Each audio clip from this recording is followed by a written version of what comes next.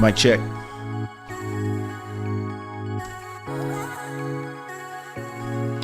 What is up? What it do? Welcome to Club Shada episode 165. I hope everybody is feeling good. I hope you are in good spirit. My name is Kaysha, aka Mr. Shada, aka Pretty Boy, aka Porn Star.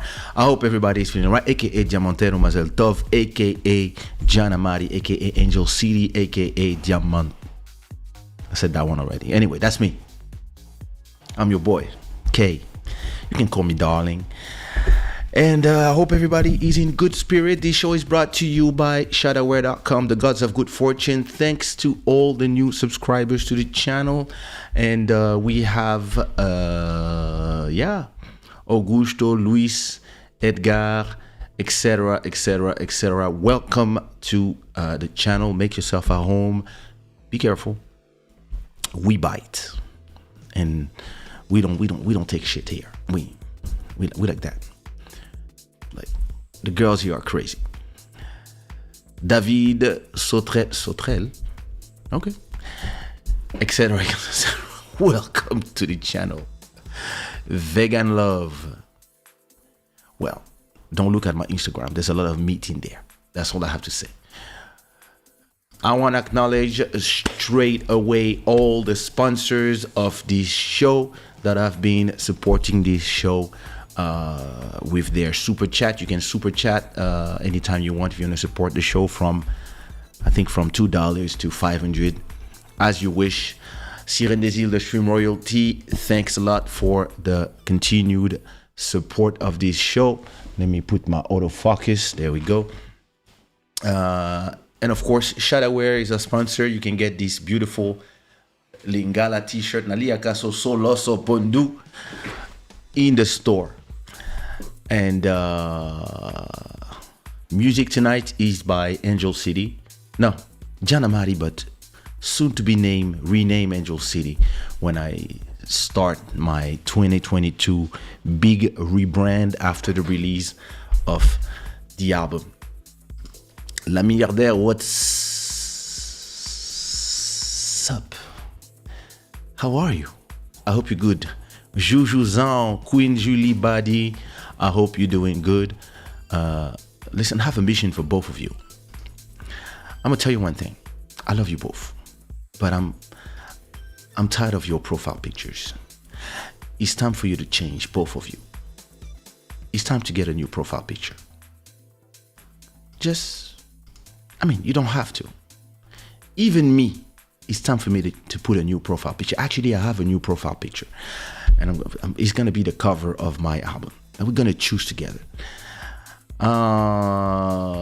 Thank you so much, Sirène Desil, for $10 Canadian dollar super chat. Bonsoir. Merci beaucoup. Merci beaucoup. Merci beaucoup. What it do, Hotep? Blessings and welcome to Club Shadinia. And yeah, everybody, get in. As people are receiving their notification, etc., etc. You know how it is. So how was your week? Actually, my week was interesting. My son arrived from Angola. So I was really scared that he would not be able to come to Lisbon because last year same time we arrived in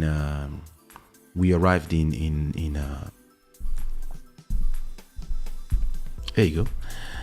Yeah, last year same time we arrived in the same period and my son was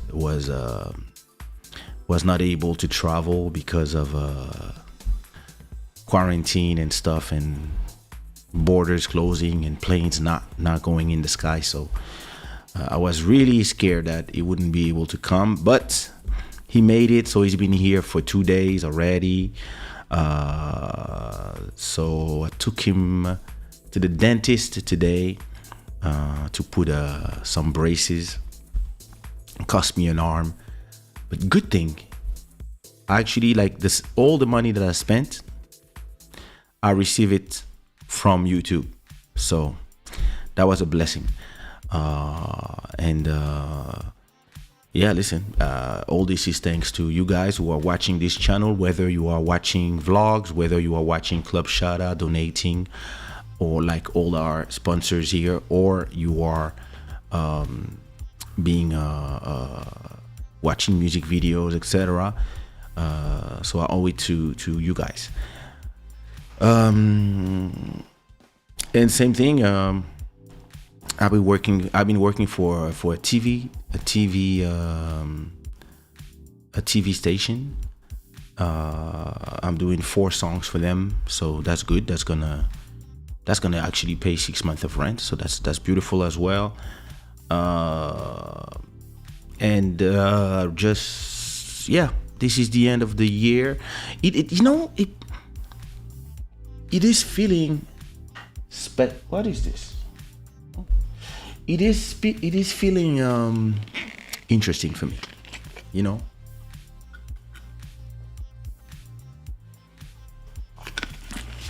It is something.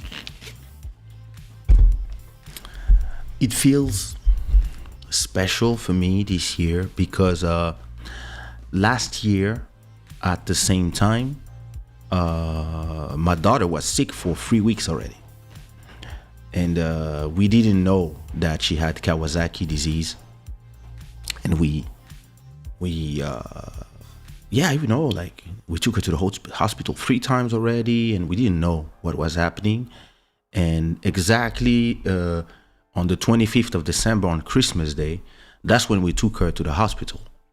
And she stayed at the hospital until the 3rd of January. So like last Christmas was horrible for me. Like my daughter was not even animated when she was when she was opening her gift. She was just like, something was wrong. That's when we were like, wait a minute, like this is not normal. And she kept vomiting for weeks and stuff, and then that's when we really like took her to the hospital on the 25th, and then she stayed in the hospital for a whole week. So listen, I stayed alone. Like on that moment, I remember that my wife stayed at the hospital for a whole week with her, and I remember I was crying every day. So it was like the going inside 2021 was and so yeah, that's why it feels. And 6 months before that, I had COVID. It was horrible. So this year, there's a nostalgia is not the right word. It's just like, wow, a year ago we were there. Like, a year ago, like my daughter was not even happy opening her gift because she was so sick. And like, in a way, you kind of feel guilty that for these last 2 weeks that she was not fine, like you didn't take her in straight to get, so but hey, listen, we took her in 2 times and they said no, give her this, give her that. It was like, maybe it's this. And at a point, that's when we discovered it was Kawasaki, and she had to go into treatment, get like stuff pumped into her veins for, like, it was horrible. Like, listen, when you have a 3-year-old daughter that is going through this, it's the end of the world. And yeah, listen, I remember crying every day, crying in the street, crying here, not being able to stream. Like, listen, those were times. Like 2020 was really like, it kind of beat all of us up. And so 2021 was kind of us going back to something, going back up. And now we like, hey, Master Electronic, thank you so much for 30 crown. crown. That's what we say, right? 30 crown from Sweden. Thank you so much for your support and your continued support. L'homme le plus beau, le Congolais le plus beau de la Suède. It has to be known. Yeah, so I'm entering 2022 with a completely different spirit. I'm super confident about the future, and I'm actually listen, things are going great. Things are going great. My album is finally finished. I mean, 99.99%. I have to mix 2 tracks, but I'm starting to upload already this week. Like, I'm gonna choose a cover with you today, and then I'm gonna tell you about. I'm gonna tell you some stories. So yeah, that's how I'm feeling right now. A good thing with all the things that happened in last year. This year is really different. Usually, I mean, I had this great show happening in Congo. I had a lot of revenue from a lot of the things that I've been doing for the last 2 years are starting to pay now. So I'm entering 2022 very, like financially I'm great. Even if everything closed again for whatever reason, I'm cool. And the tree is full of gifts. You can see it, but it's out there. All the gifts are there. And like, this morning, my daughter wake up and she was like, so Santa Claus already brought all the gift. Like, can we open these today? And I was like, no, baby, you have to sleep another night. You have to sleep another 2 nights, and then we will be able to open everything. And she was so excited, and she was, it's so different from when she was 3 years old and she was just sick. So just this to me is the beauty of spending Christmas. Like when you thought that you wouldn't make it a year ago, you thought a year and a half ago that you might not make it, and after that, all the things that happened to you, and then your daughter got sick. When you arrive in this year and you are actually in a great spirit and everything is fine, you are kind of just happy to be able to celebrate Christmas with your kids and see them happy and spoil them. It's something that that's the spirit where I'm entering, that I have while I'm entering. I'm about to enter Christmas and about to enter 2022. Lots of great things that we're gonna do. I want to do. When is it gonna be? Let me see. So we have another club. So this is the last club Shada before Christmas. So after that, Sunday is gonna be. We're gonna celebrate Christmas the 26th, and then the 29th is gonna be Club Shada again, and then I probably will do on the 31st. I probably will do a Club Shada maybe at 1 a.m. or 2 a.m. It's just gonna depend, like who's awake, because it's gonna be, since it's 1 a.m. now. I don't know if. I mean, I'll just go live to celebrate, to say Happy New Year to everybody, and I'll see who's live. If everybody's is live and want to call in, that would be a great thing. So we can celebrate together and enter this year all together. That would be amazing.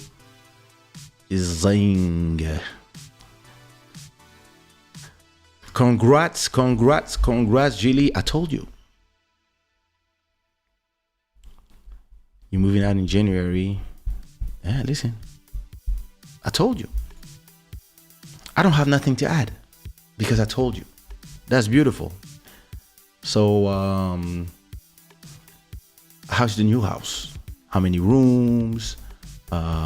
Where is it? I mean, not the address, but like, is it in a forest? Is it near a beach? Is it in the city? It's in a village?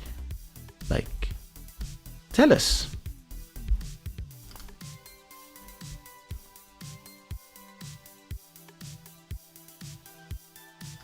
Yeah.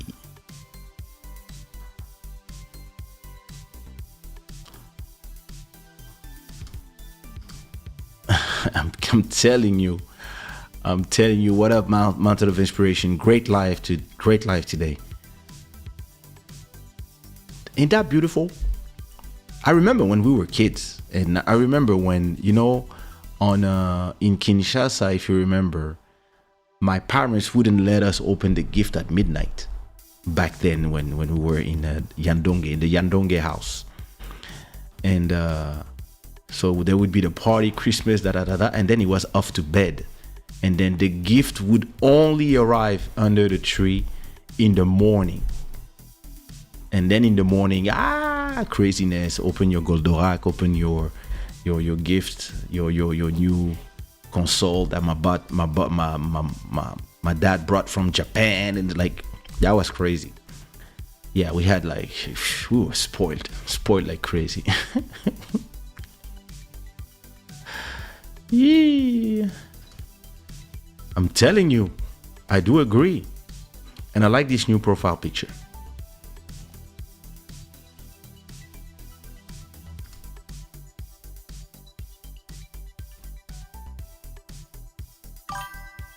Hey,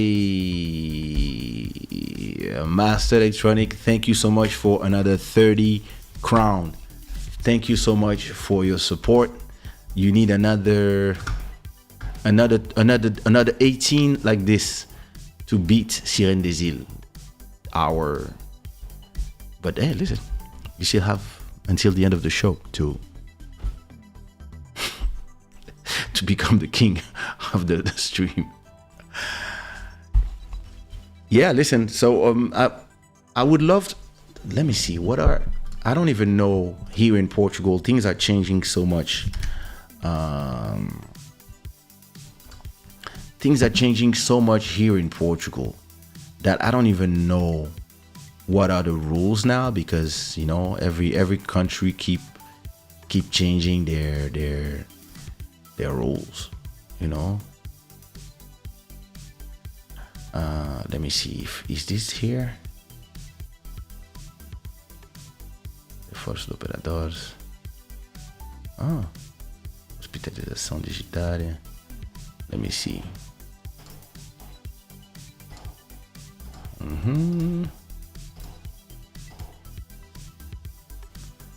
Okay, if you have 50 or more, now you can get your third dose here. 50 or more. No, that's not me, not yet. Go back another 3 years. Let me see if they have I don't even know what are the new rules for let me see. No, that's not alert. Let me see. Petit d'agentamento for grip,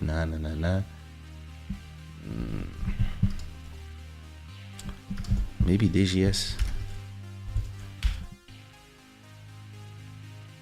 Why is taking me here? I'm asking for DGS. Wait. Medidas Portugal.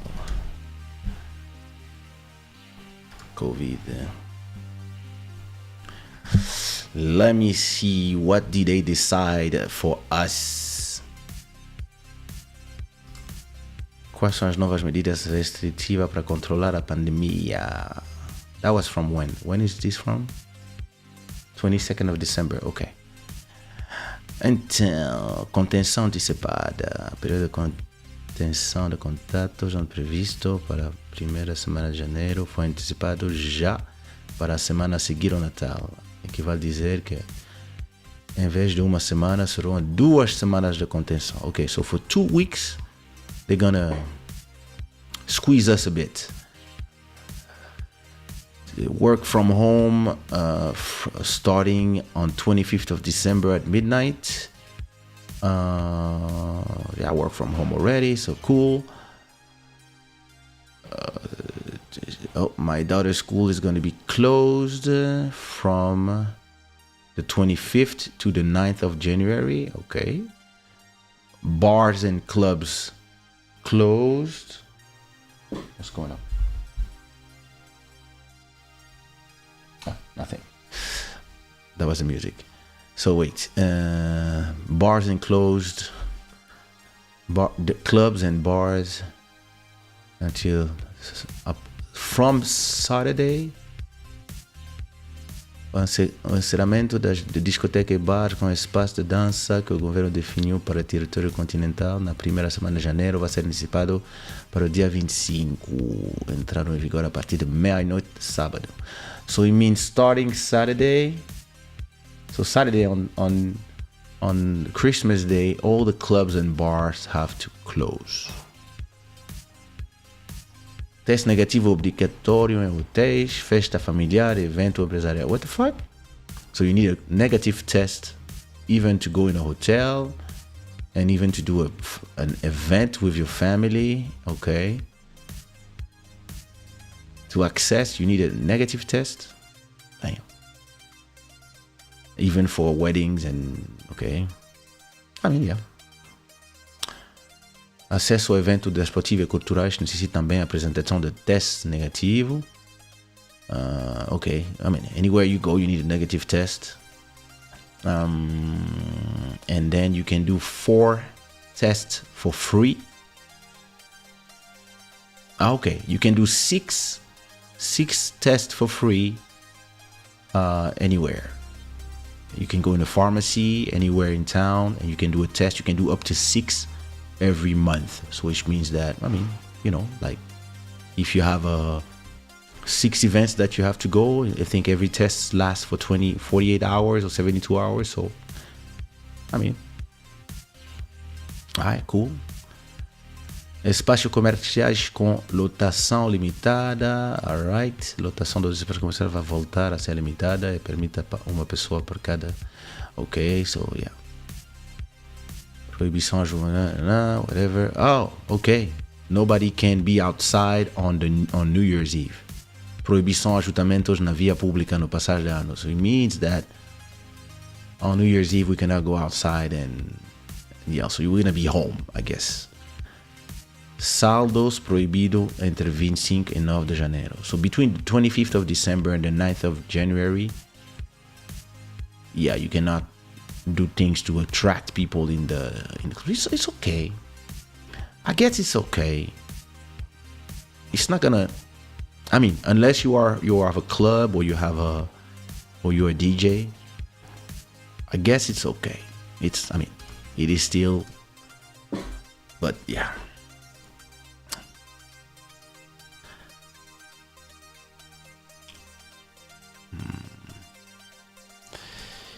It's a little house. I can't believe it was my dream. 3 rooms, but everything is new. I have a terrace. Wow, nice. So when are we invited for la pendaison de crémaillère?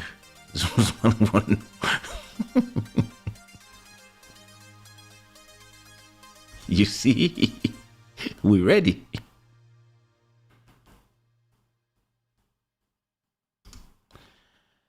Ecamm, I've learned a lot from your Ecamm and content creating videos. Ah, lovely. Thank you so much. I'm glad that you learned stuff and can't wait to go to your channel and see how you applied everything that you learned. What up, Joel? So what are the I'd love to know out there in Canada, what are the measures? Are they like here, or because I know in France it's like people are complaining a lot, but I don't know how it is out there. I already have like, oh, nah, see, it was not naked, it was naked party. Oh my god. A naked party at Julie's house. Come on, man. Let me see. I need to call the DJ to know what he feels about all this.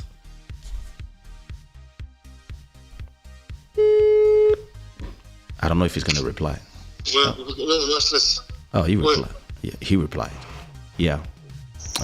Bonjour, Monsieur Bodhisattva. C'est moi-même. Comment allez-vous? Ben ça va, toi? Ça va bien. Vous êtes en direct dans le club Shada. Ah D'accord. So yeah, I wanted to know. I was just reading. So I mean, I could have called you in video, but I was like, let me just call him, like, because I know that you're probably naked right now, rubbing your balls and something. So I was like, let me just call him and ask him a few questions. How do you feel about the new measures? Because I was reading the measures. So actually everything that was supposed to be on 1st of January till 9th of January is now starting on the 25th. Until further notice. No, they're still saying it's still until the 9th. But it's not true. You know it's not going to fucking be the case. Well, listen. Okay. Just to let you know that while you were talking, Julie Badi just has a new house, so you can congratulate her. Yeah, and she said she is doing a naked party in her house, and she's inviting you. Thank you very much. I appreciate the invitation. When is the invitation due? Are you coming? Are you coming? This is a double sense question. I don't have an answer for that one. I just want to know, because I have to book the tickets. It's fine. It depends when, but it was pleasure. Somewhere in France. I mean, we do a test. We go to the naked party, and I mean, it would be strange. I don't want to see you naked, so maybe you go, and then after I go, maybe she can do two parties. You can go on Friday, I go on Saturday. Or maybe we can keep our tongues. Yeah, we can hold hands.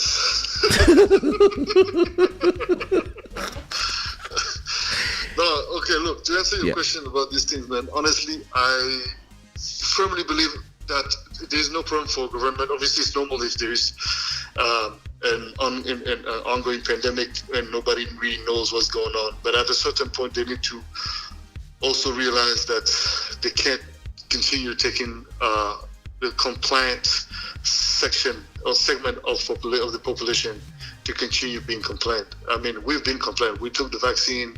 We did all the things they asked. Yeah. And now they're bringing us back to the story where it's like, well, not only you took the vaccine, now you got to take a PCR test or antigenic test or whatever the case may be. Cool. We'll do it. Okay. Oh, by the way, no, that's not enough. We have to lock some of y'all down. Oh, by the way, no, stop your activities. Cool. Why do you not stop activities of other businesses? Why is it necessarily us? Because we didn't work for about 2 years. Yeah. Has it impacted the numbers in any ways? No, it didn't. So it's not about the nightlife. It's not about the clubs being open. That's not the reason why things get increased or not. It's just a global thing. So it's like when they said they found Omicron, they acted like that Omicron appeared the day before they said it. It's been going on. How do you expect? Man, this thing, man, is so silly. So for me, honestly, right now, I'm not gonna lie, and I'm saying this on Club Shada. I'm honestly becoming. I will no longer be compliant with their bullshit. Like, okay, you want to take another vaccine? We have to take another vaccine. At this point, even people like us who were probably thinking about it, now I'm like, okay, what's the fucking point? Well, I mean, no matter how many vaccines we take, it's never going to be enough. You're always going to find a new way to keep people in their houses. Well, we cannot control the mutations of the virus. Yeah, but man, come on. Everybody was like, at a certain point, not to cut you, but let's be honest. Yeah. The only scientists we're hearing from are the scientists from those major channels. At a certain point, there's other scientists who are as respectable, who don't necessarily get the mic, because they say things that are against, the global, message that is being served, or because you might say something that is counter the benefit of the population, because you're going against the grain. But dude, this is called independent thinking and actually research. Why is it that now the population is taking everything that the governments are saying as if it's the only truth? Like, it's not. Yes, some of it is true, but honestly, at this point, I'm no longer compliant with their bullshit, because I'm like, no. So, but the thing people are committing suicide over this shit. They're not even killed by COVID or Omicron. They're now committing suicide because they have to close their restaurants, their clubs, like their livelihood, investments are not being able to. So as a DJ, Did you have a show planned? Like, are you gonna lose money from? Seven shows lost. 7 shows. Yeah, 7 shows lost. Wait, so how many? You had 7 shows from where? Like on the New Year's? From December until January, into February, and there were more coming in. So some people decided to cancel shows because of the uncertainty of, are they gonna open everything back on January 9 or we don't know. So they rather not book us. That have decided that they're not going to do the festival anymore next year. They're doing it in 2023. This is how crazy the shit is. Yeah, I just lost a show in Canada as well, and I don't even know if the tour that I was in France in March is gonna happen. Yeah, here you go. And it's okay, right? We are artists. Oh, by the way, don't complain. Get a regular job like anyone else. Oh yeah, you're right. I mean, we have a regular job. Well, for them it's not, right? We are troubadours, right? We are, noisemakers. That's the thing. It's like, it's they don't say this in here, but I remember in France when they were saying that only the place that are essential can open. Like what? Clubbing is not essential. Like you see, like, so what? We just work. What about and like Judy is saying, people are getting tired. Man, people have been tired, man. Like when you hear people talking about suing their governments, when you hear people talking about doing a real act of civil disobedience and probably even getting into acts of violence, do you think it's a joke? I mean, they're playing with fire, man. If there's one thing you don't want to do is really start angering the compliant one, because when they start joining force with those who are already not compliant in the beginning, because now you actually giving us, or you giving somebody like me now the wood to light up that fire. Because I'm like, all right, guys, until now I was giving you the benefit of the doubt, but you know what? You're messing with our bread now. How are we paying out? I mean, somebody like you or me, we have catalogs of music, we do what we do, cool. But for somebody who doesn't have that and can only rely and has only been making a living for all these years, I know a lot of DJs who've made their living from DJing. Yeah, their livelihood. Me too. Yeah. Transitioning to even doing like live shows on Twitch, etc., making a little bit of money, whatever. Then when things get back to normal, you already know they're going back to DJing again. Yeah. And then now they're screwed. So what about these people? Well, like all of us, we're nothing. Like I don't know, man. To be honest with you, Mountain is saying even churches are not considered an essential service. Wow, is that's in Canada? That's crazy. Like, I think people are. Honestly, it's a waste of time. I'm telling you, and the problem is that everybody's scared. Oh, don't be scared, man. Like, what can they do to you? It's like when people see like bills coming into the house and you're getting all these threats of this. What they can do? They're not going to kill you. They're not going to take you to jail neither. Like, people need to start being scared, man. At a certain point, like, we like if you and me, we had this conversation where there were some scientists, Belgian scientists, etc., even saying that this Omicron is it is very contagious, undoubtedly so. But it's less.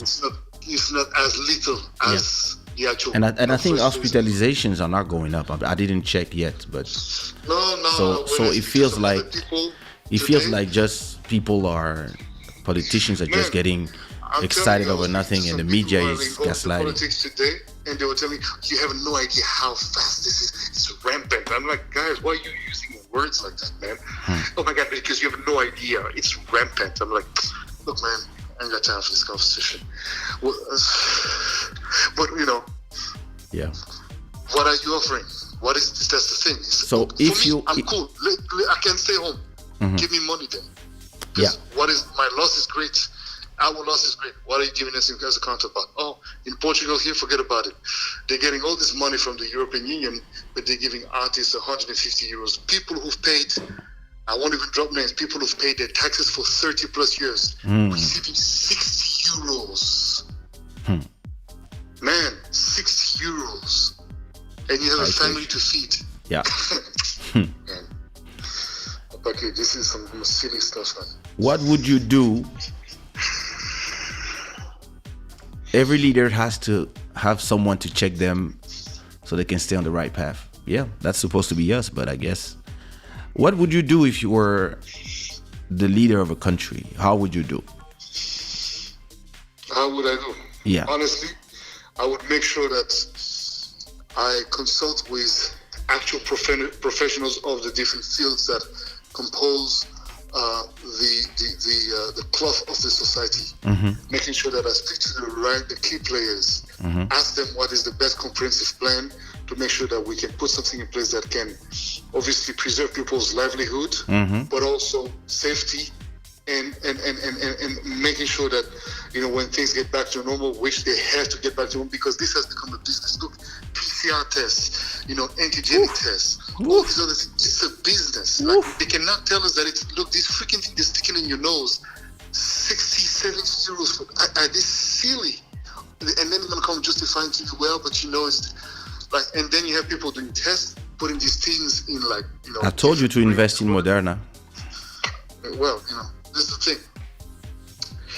Because there's people investing in Moderna and all that shit, which is great. I mean, I understand for those who want to make money, and I understand the concept. But then these companies are not even more inclined to maintain this thing.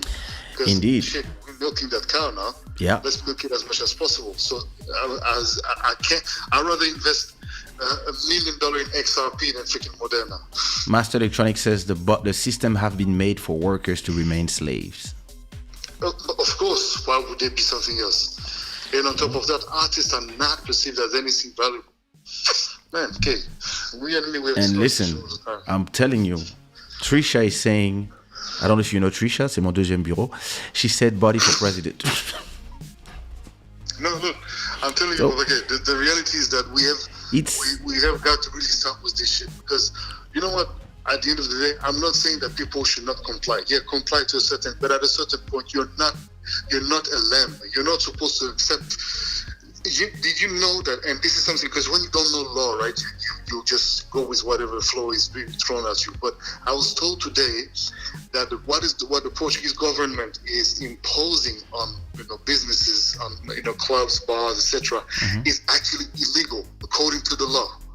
Because when you, instead of calamity, you're not you can strongly advise to close business or to, you know, restrict, you cannot force them, but you cannot impose closure.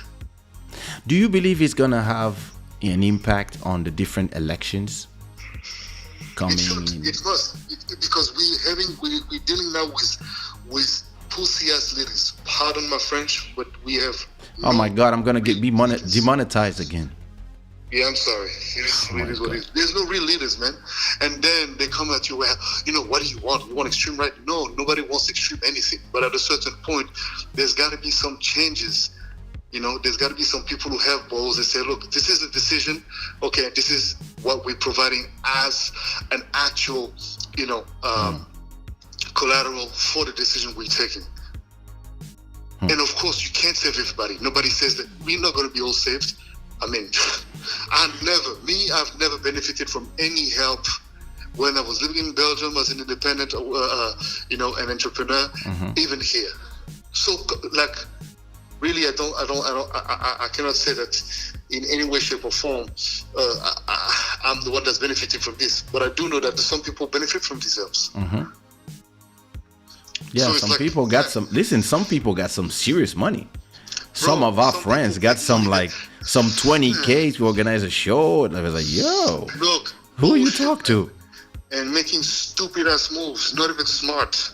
Yeah, listen, that's another story. Okay, but you feel me? So it's like, okay, and better yet, the people who received like grants, supposedly to help their business when they were actually rolling with serious bank already. You know what I mean? So it's like, come on, man, it's unfair to us, man. It's unfair because it's like, you know, we are as valuable as anyone else in the society. We provide people. Imagine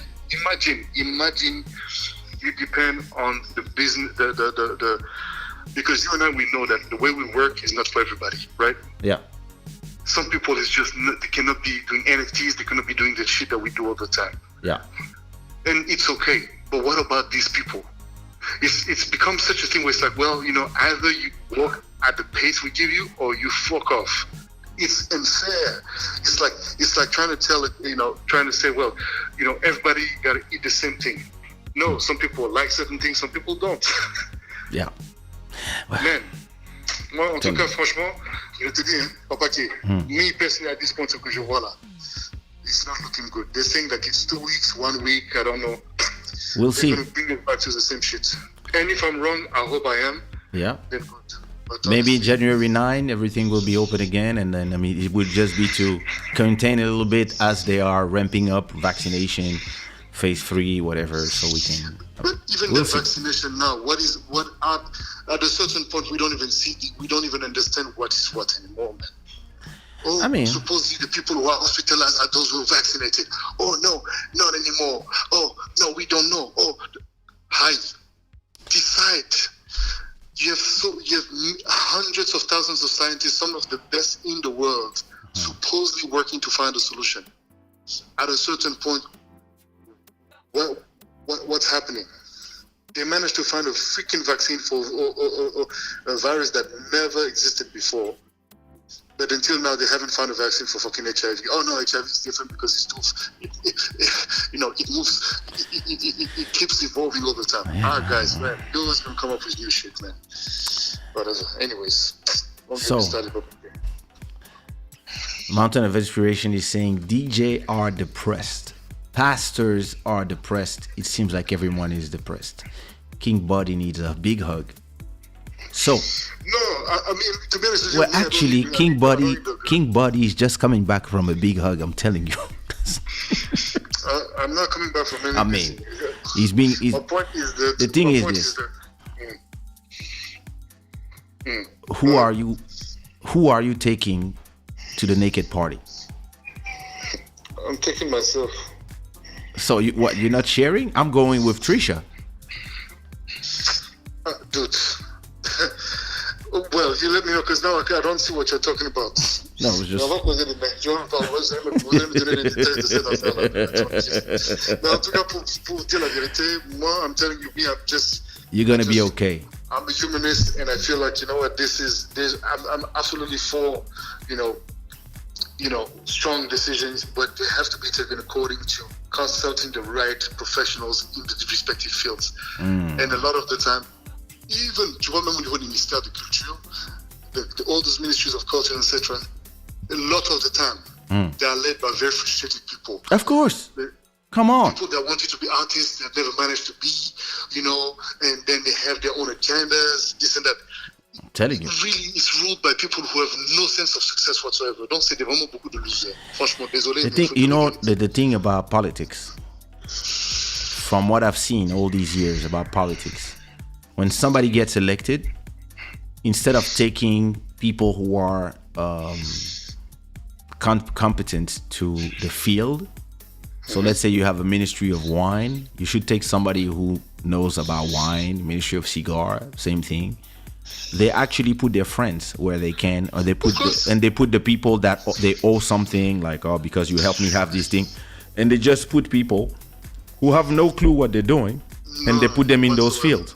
So, and it happens in every country, in our countries in Africa, but also in all the countries in here in Europe. It's the same thing, and America is even worse. So there it's everybody's getting paid. So there the corruption is legal there. So listen, it is what it is. Thanks for your opinion. Now I have to go back to organizing my. Listen.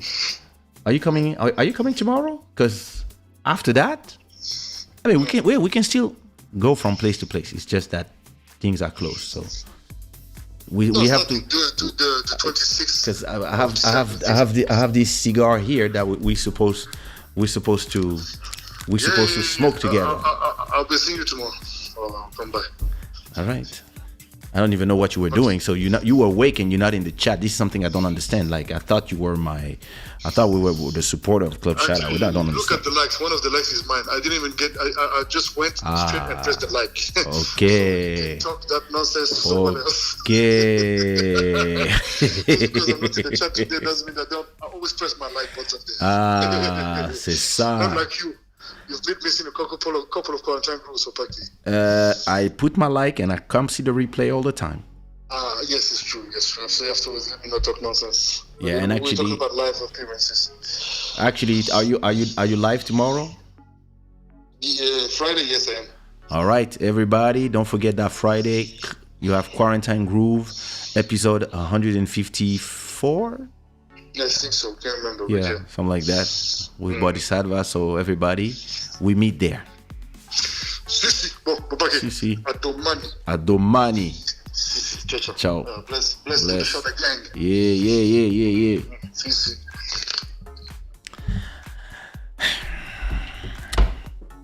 DJs are pissed. I'm telling you. The thing is this.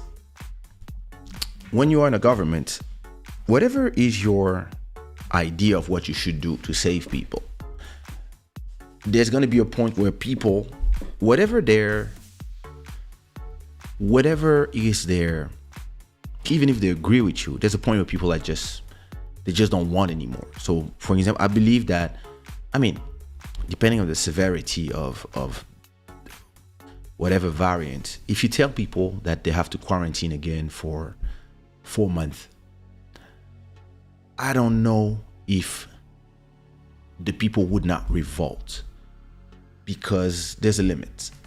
And it's not, me, I'm fine.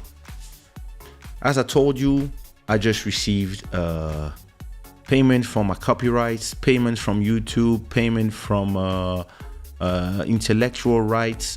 I received so much money yesterday that I can stay home for 6 months and I'm fine. Rent paid, I'm good.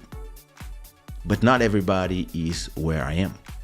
And some people might just be, this tracker is playing with me. Some people might just say, nah, I'm just tired, because humans are social beings and we need to socialize in real, and we just have been starting. And I think governments must find ways to proactively and intelligently be able to control those movements, and we'll see. Listen, the only thing that I do believe is that nobody can control the variants and how they arrive and etc. So we'll see. So about Julie's party, I'm going with Trisha.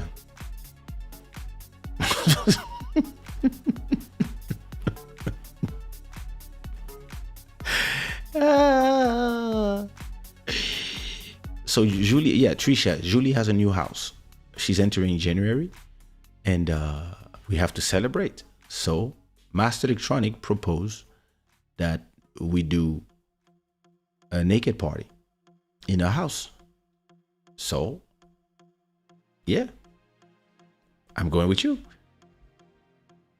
That would be a great first meeting. Like, what do you think? Ooh. There's a Swedish startup whom will start installing computer chip in the body of the people who are vaccinated in order for them to identify themselves. Listen, want it or not, humans will be augmented, and it's gonna open a kind of new worms.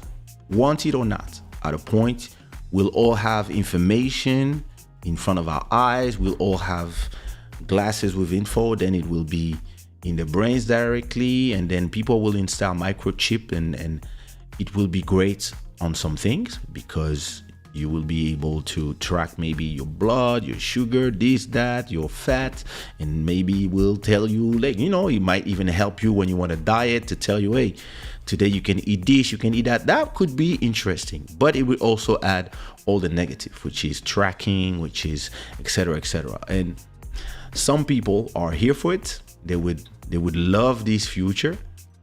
Me, I'm a futurist, so Yeah, I'd love to have a cyber brain and live in a world of Ghost in the Shell. But at the same time, I also know that I wouldn't want to have Facebook in my head because these guys are creepy as fuck.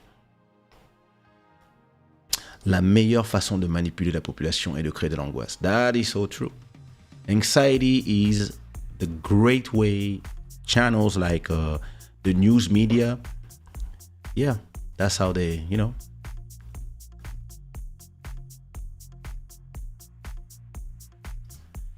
the government is nothing, is completely nothing when you compare it to a corporation with a monopoly. Oh, I'm telling you. And those corporations now are way powerful than governments. And in a lot of movies, and I believe this is probably a possible future. In a lot of movies, countries will mean nothing.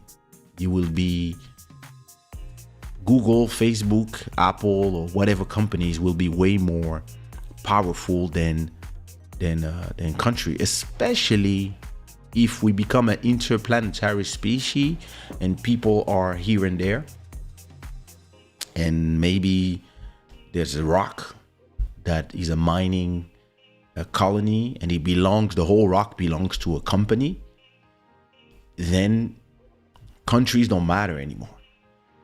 And yeah, that's a possible future.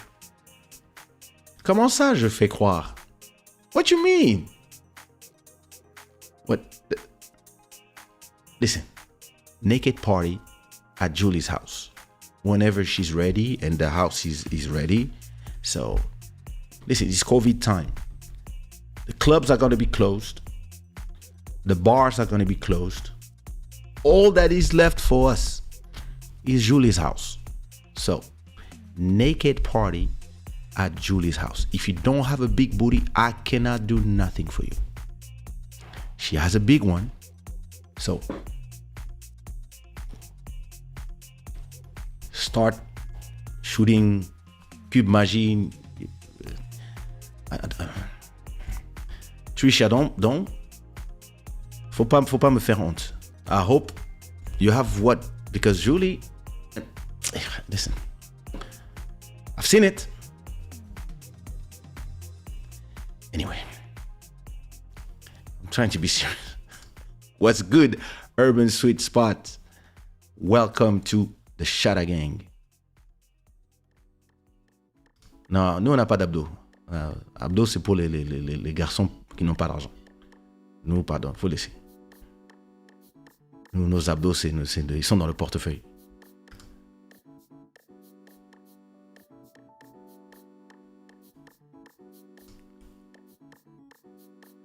Mais vraiment, le chat a sa propre vie, I'm telling you. Too much AI, but listen. See how everybody is obsessed and how everybody is... I'm sorry.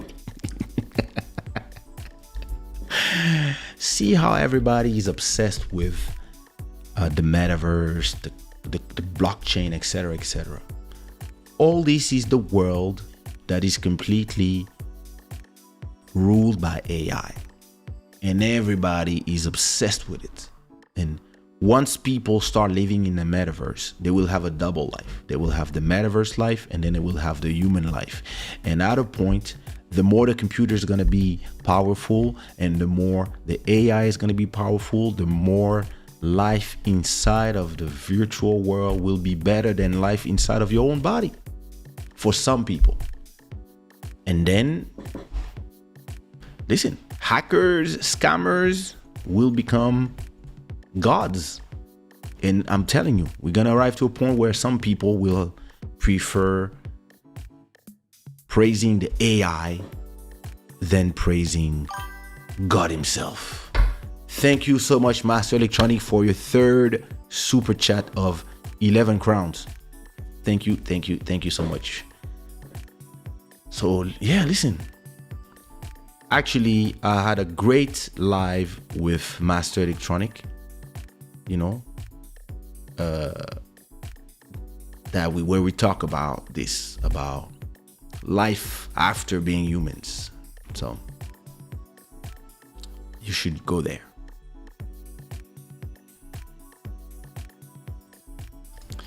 What up, Benga 2 times, Zouk influencing Afrobeats. Every music influence every music. Every genre influence genres. This is how it is. So, because Zouk came from where? Came from Africa.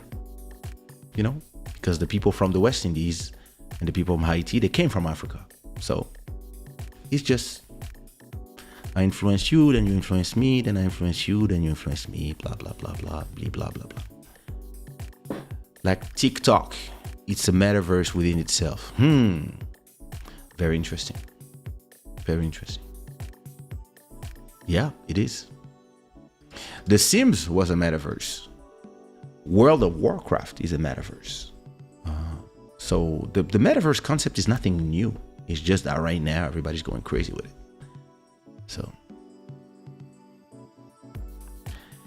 si je viens en mode naked par la taille de ma poitrine, je vais faire plus de morts que de Covid. Hey, ne t'inquiète pas, on va t'aider à supporter le poids. This show is going crazy. I want to talk about serious things. I mean, thing is this. I'm going to Turkey soon. And I'm going to buy myself some abs. And then, yeah, I'll be like, hey, you know how we do. I prefer to be controlled by the AI than to be controlled by a human. I mean, as long as the AI is fair, yes. But to me, it's always the same thing. I was very excited with Facebook, Instagram, all these platforms.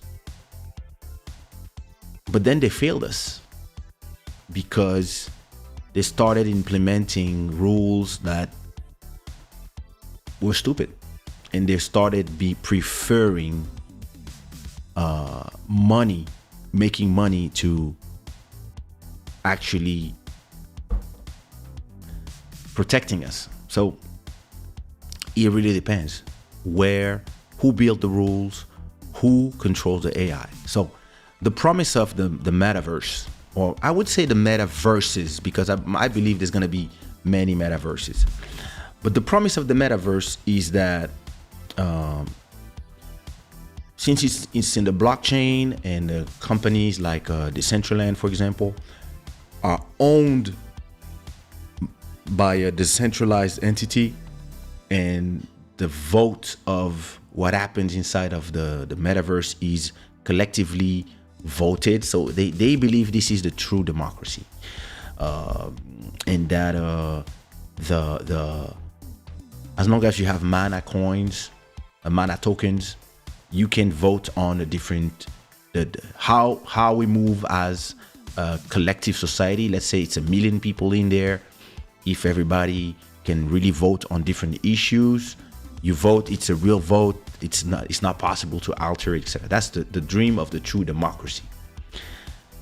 But then, as always, when people build these things, they are naive because they forget that, yeah, greed will continue to be a human feeling. Jealousy will continue to be a human feeling. Corruption from power and money will continue to be a human feeling. So whenever somebody, listen, it's something I say all the time. If you had a piece of bread for everybody, let's say everybody every morning receive a piece of bread to eat. So nobody ever is hungry, right? You really need to feel like a big piece of bread every day. Let's say, yeah, if there's 10 people in your house, you receive 10 pieces of bread, and this is automatic. Imagine this world. So normally, since everybody is eating at their, as they're hungry, there's no reason for anybody to steal your piece of bread or whatever. But you can be sure that somebody will create a business when they will tell you, well, listen, if you give me your piece of bread instead of eating it, I will give you that. And then again, Some people will have 10 pieces of bread for themselves because people will give them the bread in exchange of something, and then the inequalities will go back again, because this is how humans are. They will always try to profit from other people. This is part of humans. So a lot of people think it's complotism, etc. You think what you want. I don't believe that this virus was invented in the lab, but I don't know. This is just my opinion. I don't believe that governments and pharmaceutical industries are creating all these things just to keep making money from us. I don't believe it. That's my opinion. What I believe is that it's an amazing opportunity for them to not only pass laws and also cash in. And pharmaceutical companies, when there's a new variant and everybody's got to get a booster shot, they're like, ooh. People who have, listen, I was in the pharmacy the other day and she was like, don't you want to do a COVID test? I was like, what for? No, so I said, listen, I stay in my home. I don't need to do a test of nothing. And she was like, yeah, but it's free. And I said, okay, how much does the government pay you to do a free test? This is money that she's making. So this is what I believe about humans. Whatever we do, we will always try to do things for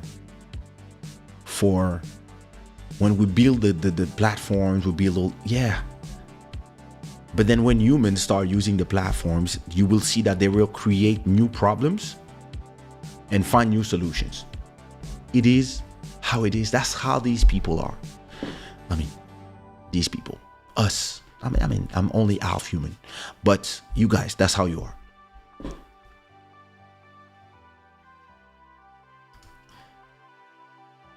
Metaverse and Android dolls. Well, listen, Julie's not an Android doll. She's a real doll. But yeah, listen, that's the next thing too.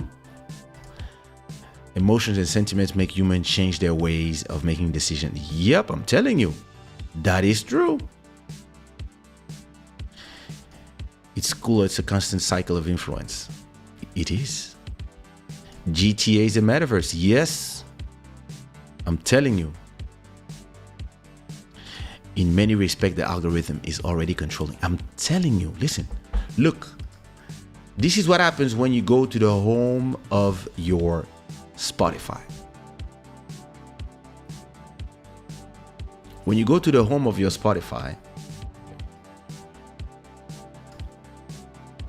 good evening, I have music for you. So me, because I only listen to my own stuff, it's only showing me my stuff. But look, shows to watch, album picks for you, depending on the things that you watch, the stuff that you play, and then music for you. Playlist, Kizomba list, Afrobeat list, Amapiano. This seems to be hip hop, and this seems to be Afrobeats. My own playlist. This is for Christmas. See, a bunch of playlists, mix and more mixes for me, and then more stuff like the things I'm listening right now because I'm listening to some Davagani. And etc. So it's showing me some more stuff like this. Recommended for you today. And then Kizomba. And then best of different artists. Funana. Wow, cool.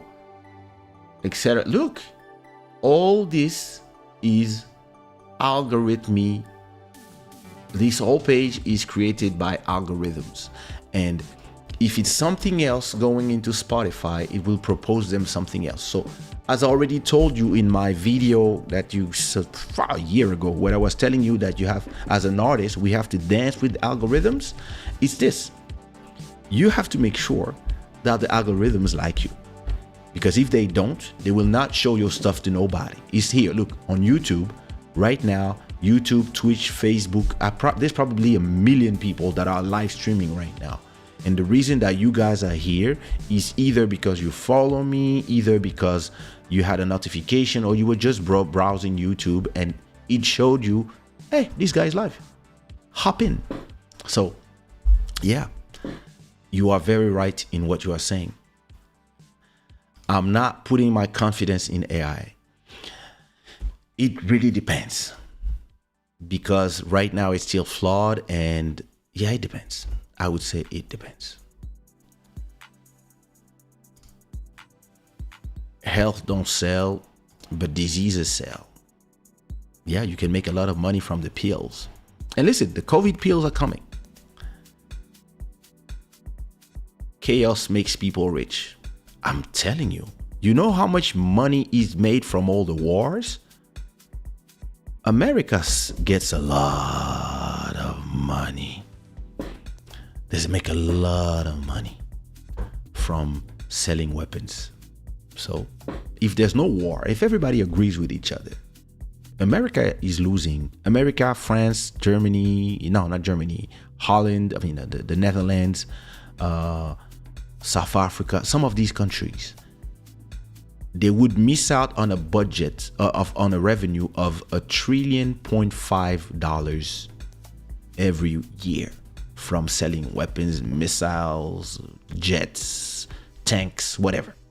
So, yeah, you always have to understand that part.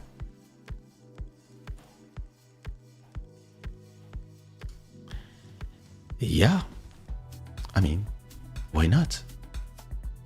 I mean, I would buy myself a Android Julie, you know, like that would be a good business. Have you ever thought about how do you say moulage? Somebody was doing moulage, like you would sell a moulage, and then you put it on an Android doll, and now you have one at home. Nadia, long time. How are you?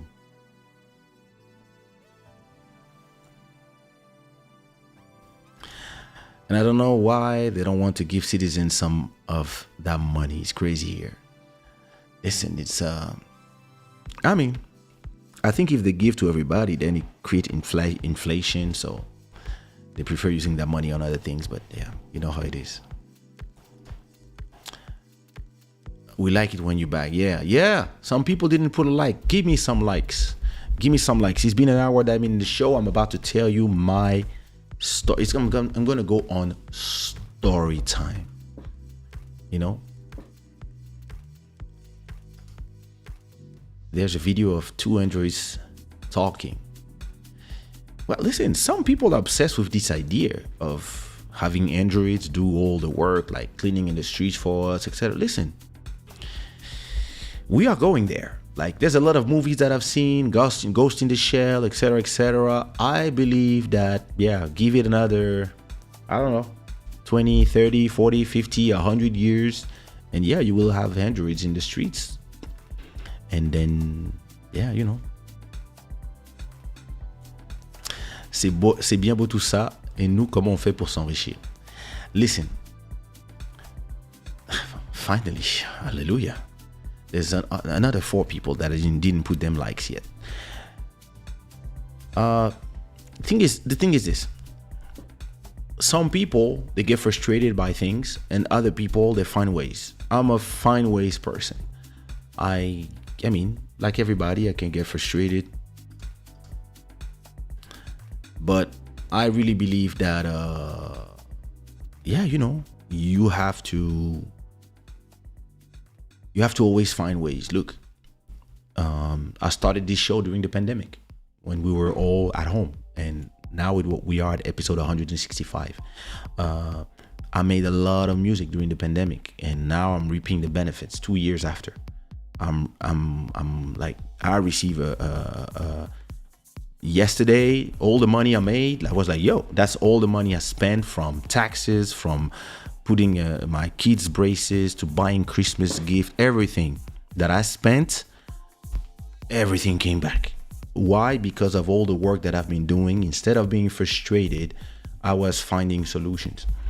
Some things that I would have done if I would go back a year or 2 years before. Listen, I would have gone to Congo and create a testing facility. That's minimum $1 million a month business from all the people wanting to go getting test. There's a lot of businesses you can do, from even getting real like vaccines and buying vaccines in big quantity, selling them to governments in Africa, but in the right way. Like, there's so many things you can do in this world. So yeah, listen. Yeah, you should do that. You should do that. Master Electronic would buy 3 or 4 of them. Like, a real one. Like, I mean, I was about to give details that people will be like, how you know all this? Wow. Listen, we'll just see what happens. Now, I want to tell you guys about the story. I want to tell you a story. What shall we do? The testing facility or buying the silicone nana of Julie? But yeah, listen. Where do I start? Listen. The thing is this. I want to tell this story. I've been wanting to tell this story for a lot of episodes. I'm telling you, I'd buy one. I'll have to justify this to my wife. I was like, hey, it's a gift. It's like, what you gonna do with it? I mean, I'm just gonna put it in my office.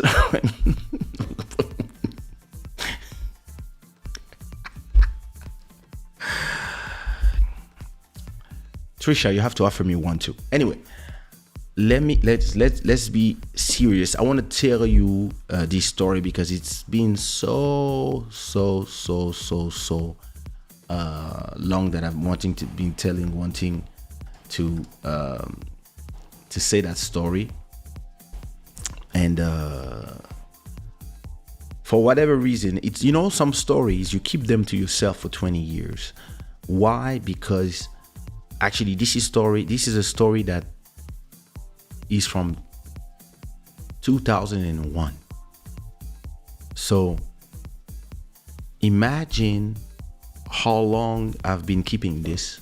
And I kept this in my heart because for me, it was no use speaking about it publicly until I had the resolution of this episode of my life with the person who was concerned.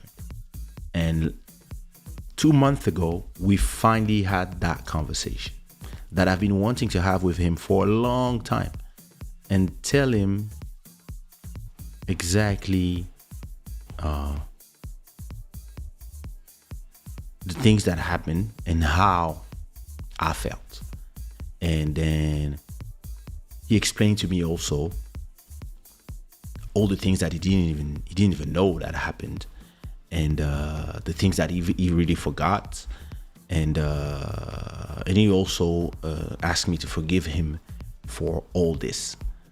But and also, I was 20. At that time, I think I was 25 or 26. I don't remember. I was very young. I just released my first album. So the story starts in 99 and goes until 2001. And once I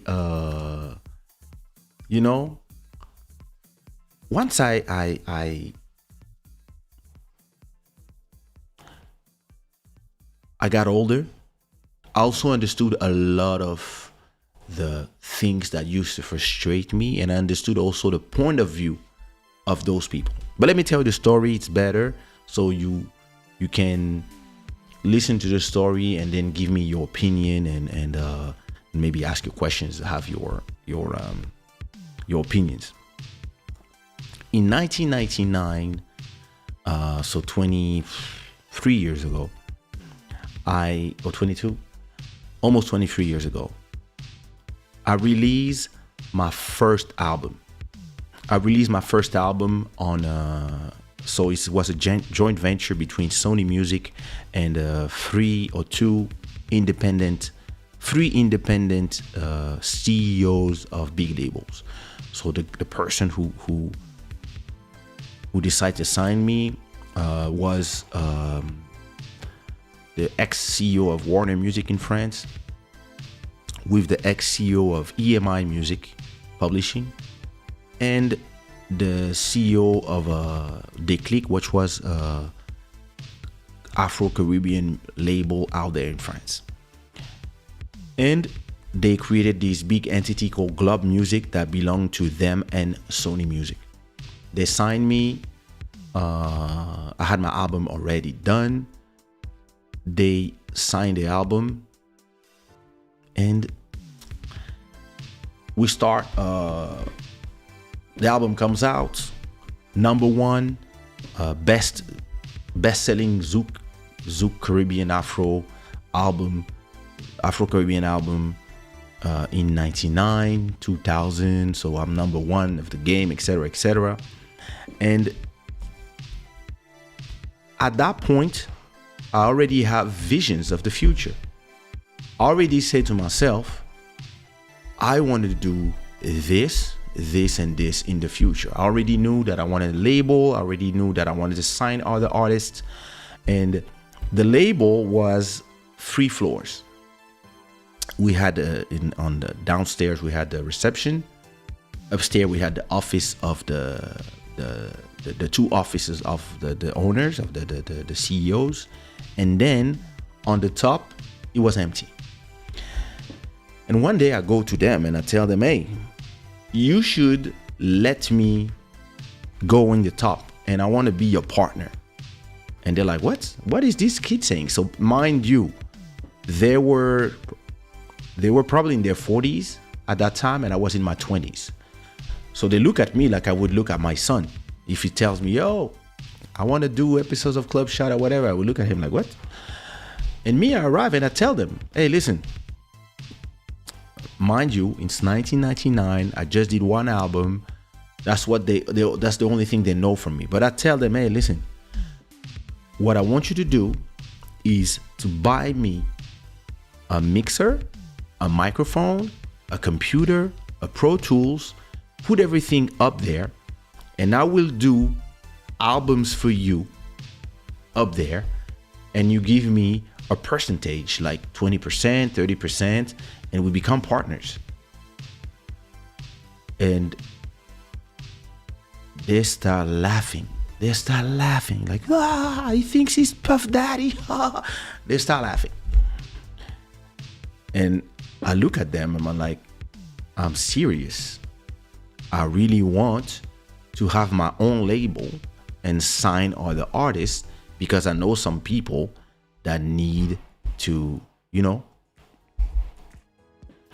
I need people to I know that I can help other people. I know I can make music for other people, etc. And I know a lot of people with talent that are not being signed by those record companies, and I believe that I can make you guys money. And they laugh at me. They were like, yo, listen, ha ha ha ha, whatever. Okay. So I'm like, fine. I still have my album, and I go to New York to work on my second album. I work on my second album. Second album comes out, failure, etc., frustration. And I come back to them with this idea. I tell them, hey, listen, I need you guys to give me the last floor, put a studio in there, a home studio in there, so I can produce and record music from indie artists, and I can have my label inside of your label. And the guys are laughing and saying, listen, you're not Puff Daddy, forget about it. All right. So I go on tour, life goes on, things are continuing. I'm a little depressed about the fact that my second album didn't work as the first one. At that time, I'm not even aware of all the mistakes I did for it not to work in terms of business moves. But and we about to go in the West Indies. We about to go to the West Indies to do the promo of the album. And I realized just before that, a month before that, that these guys are trying to sign a friend of mine whose name is Jean-Michel Autain, who's one of the creators of Zouk R&B, very, very, very in advance of its time creator, an amazing artist. But they want to sign him. And he tells them, Jean-Michel tells them, hey, if you want to sign me, if you want me to do an album with you guys, you have to sign my record company. And I want to have a record company so I can produce other artists. So he had his own label called Funboy, and he was like, yo, I want to have my guys, and I want you to fund my label, and maybe in exchange I will do an album with you guys. And you know what they tell him? They said, oh, listen, we have a third floor where we could buy you a board, a soundboard, a computer, put a Pro Tools in there, put a microphone, a booth, and this could be your label. And they give them all my idea. They give him all my idea. And they tell him, listen, we can do this for you, and in exchange, we sign your album. And I realized that because, people are talking, the streets are talking, and I realized that they just proposed to somebody else that I know my fucking idea. And I'm like, I'm super disappointed. And I'm like, what the F? And I'm like, okay, well, listen, this is life. Okay, maybe, he's more famous than me at that time, even if I just made you €1 million of sales, but you want to give all that money to somebody else that I know. Okay, so at that time, I'm the girl who sings all my choruses, and that I discovered Lincha is so we friends. She comes in my house all the time, and one day she's strange,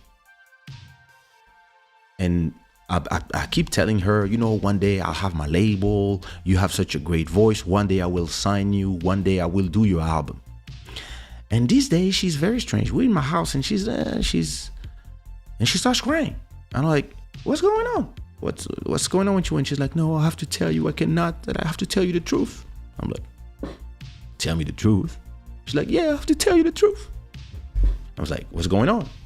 And she's like, Jean-Michel's girlfriend called me. So Jean-Michel's girlfriend is a singer as well. At that time, her name is Marilou. She had a great song in '96 called Monito.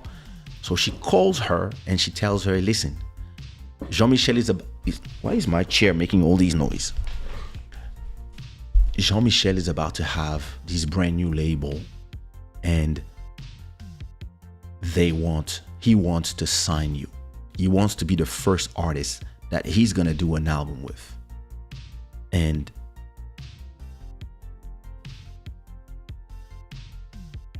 don't say nothing to Kaysha. He cannot know. And wow.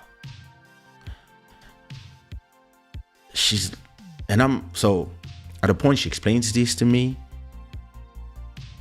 and I tell her, listen, this is something I cannot offer to you today, but I know that you have been a fan of this artist for a long time. It's one of your idols, and yeah, listen, I'm not gonna refuse for you to take this opportunity to work with this legendary artist because of my ego. Go and do it. Go and sign with him. My only question that I don't understand is why, if he's my friend and we know each other for such a long time, why is his girl, who's a singer, why, first of all, why doesn't he sign his own girl? And second of all, why do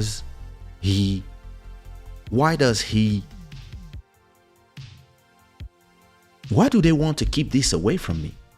Why? And I'm like, I don't understand. Like, I thought we were friends. I thought it was a crew. Listen, we have the same tattoo here. Me and him and others. Like, it's the crew. We created this whole Zouk R&B thing all together. So if you have an opportunity and you want to sign a girl that I was supposed to sign, and you have the opportunity, I don't know how many years before me, I don't mind. Just call me and tell me, hey bro, what are you doing? What are your plans with her? What you want to do? Da da da da da. Listen, I have this opportunity to have a label. I really think she's the one that I want to work with. And bro, maybe you can also, put your beats in there, something, but nothing. So for me now, it's disappointment because this girl wants to work with this guy, and I cannot propose. I cannot like destroy your career from my ego. There's a great opportunity, so you have to go. But if it hurts, but hey, listen, singers are everywhere. Just do your thing. But then, why is my friend not telling me that he signed a deal with my label and they are giving you all my idea? All this thing is my vision, and they're giving it to you. They're funding all your operation based on my ideas, and neither you, neither them are telling me nothing. It has to be the artist that you sign, and you decide to sign the person that I discovered and I'm working with to do this whole thing. So I'm like, I don't understand. But because I have a lot of respect for the people who sign me, and I have a lot of respect for him as well, and for her as well, I'm like, you know what? I'm just going to remove myself from the conversation, and I'm going to let them do their thing because it's good for her as the artist. And listen, my time will come. When I'm ready to work with somebody else, I will work with somebody else. Who knows? Or maybe with this one. Who knows? So 6 months go by.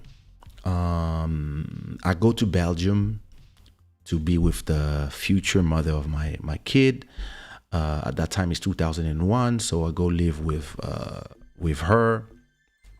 And at that moment, I'm very disappointed in everything. The music industry, I'm disappointed at the fans because they didn't buy my new album. They didn't understand what I was trying to do. But at the same time, I don't realize that I went from a Zouk album to a hip hop album, so etc. I told this in other videos. I'm very disappointed, so I remove myself from the whole Zouk Afro industry as a whole, and I stay in Belgium a little bit, and I decide to just do hip-hop beats under the name Angel City. That's when I create Angel City. I start only selling my music on mp3.com, and I live in Belgium, and I stay there, and from time to time I go back to Paris. At a point, I go to South America to do a show in Guyane, and Lincha, who's recording her album with Jean-Michel, who still didn't tell me nothing, tells me, you have to pass by the studio to see what we're doing. And I'm like, yeah, but I mean, it is strange for me to go in a studio to see everybody working as if I knew what was going on and just appear out of nowhere. And I don't want to create drama, and I don't want people to feel strange, and I don't want people, and I'd rather them invite me to come to the studio and explain to me what they're doing, because they didn't tell me nothing for months. And she's like, please, can you come? Please, please, please, please. So I'm like, okay, you know what? I'm coming. So I go to the studio, and when I arrive in the studio, I see all of my homies from that time, which is Jean-Michel's crew, everybody, Gregory, Randy, her, Christian, all of the guys that we used to chill with. They're all there in the studio working with her on her album. And everybody is acting as if I knew. So when I go to the studio, everybody's, oh, what up, bro? And they make me listen to the album like nothing happened. And me, I'm like, wow. So if you know me a little bit and you understand the way I've been telling you about the way I operate and the way I operate in life, my interests are always under respect. To me, respect is the base of everything. To me, there's respect, family, then my interests. If my interests are conflicting with anything there, I will not take decisions. This is how I am. And the big mistake I did in my early life was believing that because this is the way I am, that's the way everybody is. And actually, everybody is completely not like this. People tend to put their interest in front of everything. And interestingly, when I get in the studio, everybody is acting as if everything is normal. And it's fine. Like, yeah, nothing, everything cool. Jean-Michel is like, yo, what up, bro? Everybody's like, what up, bro? And me, I'm like, okay, so you are working with the girl I was supposed to work with, doing an album with my label, with an idea that was completely my idea. And everybody is pretending that everything is fine. So you know what? If everybody is pretending that everything is fine, because I'm not a bordel, I'm not a guy who likes to create drama, I just take it for the team, and I also act like everything is fine. So I'm here in the studio, I'm chilling. She's super happy that I'm here because she needs my support, because she's not with her friends. She's with people that are supposed to be my crew, but are actually acting like if they're not. And she knows. So she knows how I feel, but she needs my support. So I'm here to give her my support. I'm not here to create drama and to prevent her from accomplishing her dream, which is working with the great Jean-Michel Rotin. But I have things to say, and I'm like, you know what? I'll keep them for when me and him are alone. Until then, I just sit and I'm like, yeah, so. And they want to make me listen to the album. So I listened to the album, I listened to a few songs. I'm like, wow, this is amazing. This is very futuristic. They great music being done. And I'm like, yo, I really like the tracks. Good luck with the album. I go back to my hotel, do my thing, go do my show, etc. Go back to Paris. As I'm in Paris, my new manager was also, so Guylaine, who was my manager for 20 years, at that time she's my new manager, but she's also the manager of Jean-Michel. So she explains to me that Jean-Michel is about to sign a deal for an album with an a label that used to be called De Label back then in France, and they're about to sign a deal. And he's about to take an advance, whatever. And I'm like, huh? Wait a minute, I don't understand.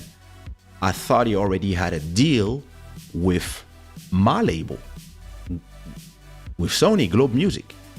I thought he already has a deal with them. This is why they are investing in his label, etc., etc.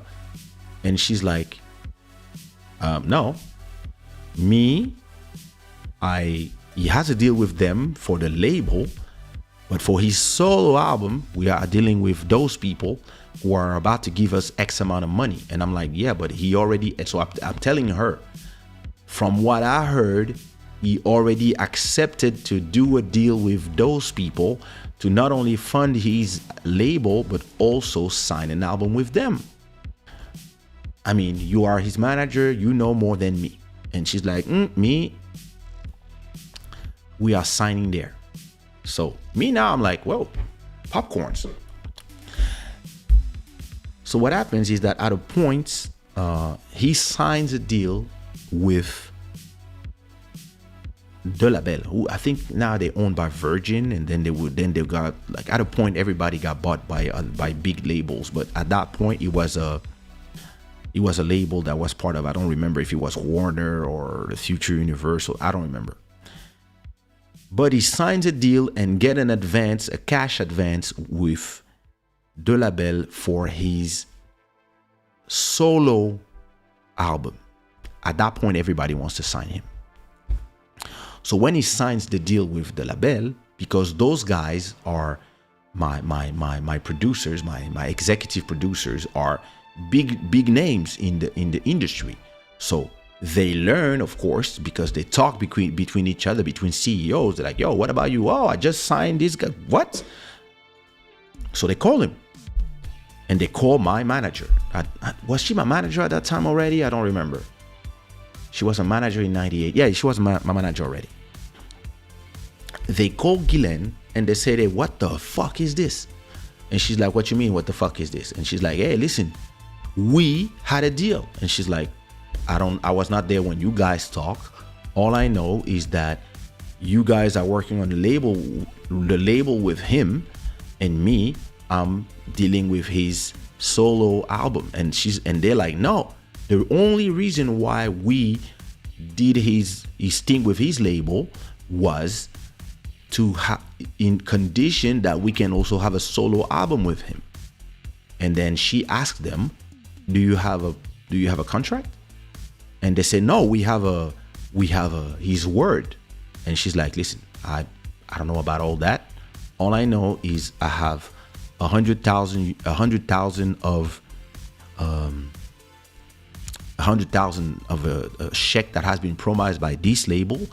If you want to do this deal with us, you have to give a counter proposal, but we about to sign there. And they're like, oh, so if you sign there, fuck his label then. Why are we funding his thing? We don't want to fund this thing anymore. And then a whole mess, like you said, Nadia. He ends up signing with the other label, and they end up completely shutting down the whole operation. So Lingsha ends up having her whole album completely recorded and aborted in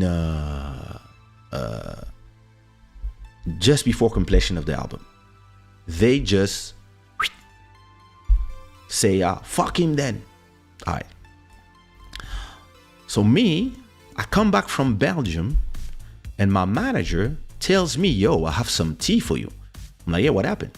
So she explained to me the whole situation. She's like, oh, listen, your girl out there, she was recording her album, blah, blah, blah, blah, blah. Your artist, and the whole situation got out of hand because those guys were thinking that they would do the album with him, but he says that I was like, from what I believe, they gave him all these opportunity for his album. Oh, listen, I don't care. I have this deal for him. He accepted the deal. He took the thing, and I'm like, yeah, but I mean, okay. So what about her album? What about the funding of his label, etc.? And they're like, oh no, all this is. They said, in this case, fuck you and your label. I'm like, well, all right. Oh shit. So now I'm sad for her because she was recording her album. So all this is shut down. So I call her, tell her I'm so sorry about what's happening. Listen, politics. And I introduced her at that time to a group of girls, and she becomes part of that group. Another story. And I'm supposed to go on a promo tour with my label, with Dominique, who's the owner of my label. And so we go on tour. We on tour. I mean, we're on a promo tour, so we have to do radios, interviews, promo shows, etc. for the second album, to start trying to push the second album.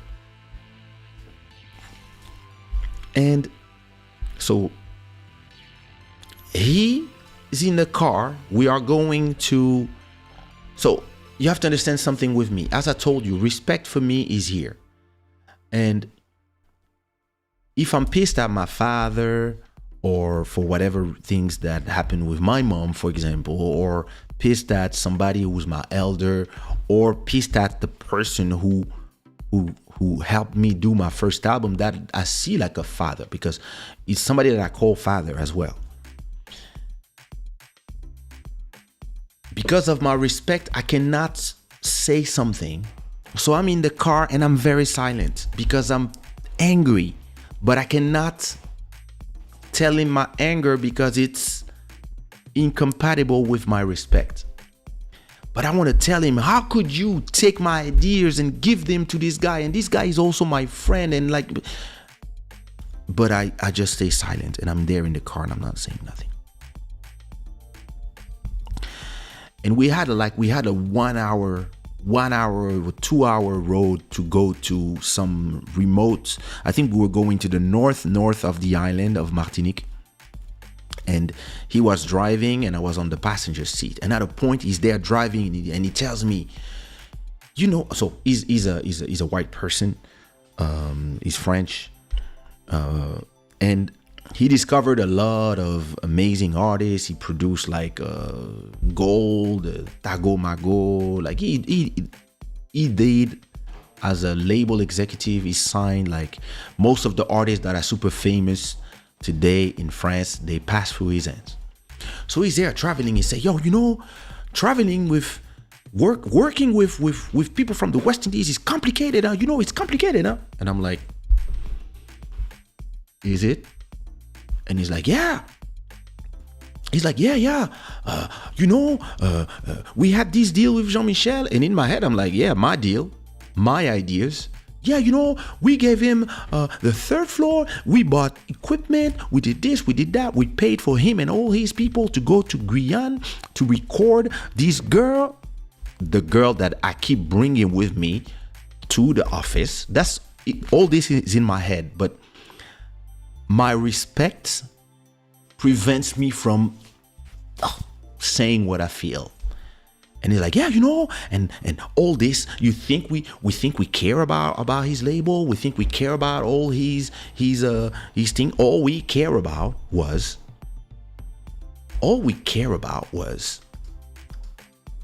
signing him.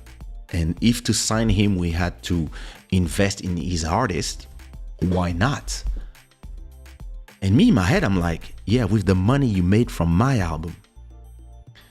Listen, you have to understand one thing. I only told him this story and everything that I feel last month. This is how and to tell him, I had the occasion the last 10 years to tell him, and every time I could not have the courage because of my respect. So you have to understand that only today I can tell you this story because I finally came to a closure, because I finally told him. Imagine. But hey, listen to the rest of the story. At that moment, I'm just keeping everything for myself. I'm like, And now this guy is complaining. So he spent 1 hour off the road telling me, yo, why are these people like this? Why are people not serious? Fuck, man. It was, and I'm just looking at him. I'm like, but did you sign an agreement with him? Did you sign a, no, God, I thought this guy had a word. Blah, blah, blah, blah, blah, blah, blah, blah, blah. Talking. And I'm like, I'm even more pissed. And I'm even more like, and I'm like, yo, this guy is explaining to me this whole thing like if he forgot that in 99, when I was coming back from New York, I was explaining to him that I want to do this, I want to do this, that's this, I want to have a label, I want to sign artists, and blah, blah, blah. And him and his partner were laughing at my ideas. And then you take all my ideas and you give it to not somebody that I don't know. You give it to somebody that I used to be the dancer of, and that is actually kind of pissed that now I'm on the top of the Zouk game when I'm not even from the West Indies. So all these things, I'm like, you guys are supposed to be my guys. And you give my friends who actually are acting like if they are my enemies, you give them my ideas. And now you are complaining to me that these guys fucked you. I'm like, yo, what's going on here? So he complained, yeah, you know, it's always complicated to working with guys from the West Indies. Blah, blah, blah, blah, blah. You know, same thing with African people. I'm like, careful. So he explained to me the things. He's super frustrated. He's like, yo, you know how much money we spent on these guys? We spent 100,000 euros with this and that, da, da, da, da. And I'm like, in my head, I'm like, yeah, that's the money that I asked you to work for me. And listen, he went to do things. You sent him, you paid tickets to go recording in the West Indies, in Guyana, when all I wanted was a home studio up there. And I would have done for you albums for nothing and made you money. And now you are fucking complaining to me. Listen, when you have a lot of respect for your elders and for the people who put you where you are, you kind of, yeah, you are not able to say something. So, okay. I'm like, I'm not going to say nothing. We're here. We do the promo tour. Then we take another 2 hour back. And for another 2 hour, he talks about the thing again. And me, I'm like, I just want to be at the hotel so I can, I think I had a girl back then or some there. I had a girl in the West Indies. Oh, she was a singer too. Anyway, she's famous now. What? Anyway, I was like, let me just go to my hotel and fuck, because I'm getting pissed here and I cannot say nothing because my system is preventing me from yelling and strangling this guy and make us do an accident on the road. So let's just go to the hotel so I can call this girl and forget about this whole thing. We do the whole promo tour. When the promo tour is over, okay, I would say that I was not in a bad mood the whole time, but I had this, you know, imagine if your mom and dad are fighting and you are and you in the middle and you don't want to take sides, but you feel something and you just want things to be fine again. But you cannot say something because these are your parents and you respect them. So you cannot say what you feel. So time goes by, you know, and as time go by, we stay, I think, a week or 10 days in the West Indies. We do our show. So it's cool, you know, I just, you know, forget about it. We talk about other things, blah, blah, blah, blah, blah. The other CEO of the label, Olivier, who was his partner in the business, comes and we're all there. Those guys were always laughing about things, you know. At a point, I tried to, you know, tell them, hey, blah, blah, blah. So now that you have your third floor is clear again, and like maybe we can talk about my ideas. They laugh again. They're like, Olivier laughs. He's the one who says, this guy really believes he's going to be the next Puff Daddy. You want a label? Ha ha ha. Ba ba ba ba. You know how he wants to call his label? Sushiraw. He wants to like a sushi. Ha. They laugh. They start laughing again. So they don't take me seriously. And they just spent 100,000 on somebody who fucked them. All right, no problem. Actually, just to give you information, after that, the deal with De Label and Jean-Michel, I think it didn't go through because I think he also took an advance from another label, something crazy, and he ended up not making a solo album at all. And the album that she recorded, he would actually completely re-record it in 2004 or 5 and release it as the album called Nation. So that album is available, and it was actually her album that he re-recorded. But at a point, we go back to Paris and they tell me that there was a big label called Sector A at that time. So guys from Sarcelles, which is a suburb in France, and hip hop guys, and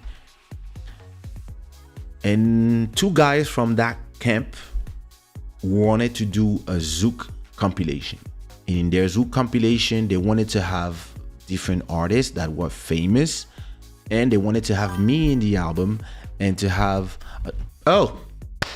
Black Free Thinker, thank you so much for your super chat of $5. Thank you so much for supporting the show. Blessings. So at that point, they tell me that these guys want to do have me in their compilation. And me, I'm like, all right, no problem. So I was doing shows. I was going here and there. I was starting to do shows was I starting to do a lot of shows in Africa yet? I'm not sure. I think it was a year before. So we are end of 2000, beginning of 2001.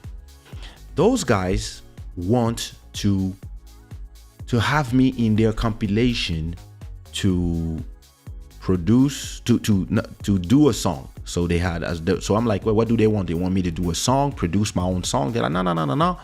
They already have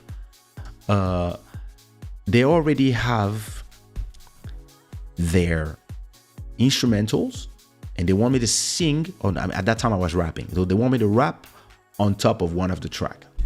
So I'm like, okay, cool, no problem. Can they send me instrumentals? Like, can we choose? Can we choose songs, or and they say, hey, listen, whatever you want, however you want to feel, but we need you to be part of this because it's a collaboration we're doing with them, and we're going to distribute the album. So since you are our flagship artist, we would love you to be part of that project. So I'm like, yeah, listen, fine, I'll do it, no problem.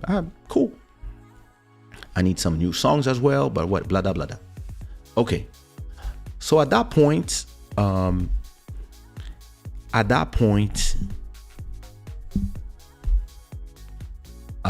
asked to hear the beat where I'm going to perform, right? And I hear a beat, and I didn't like the beat.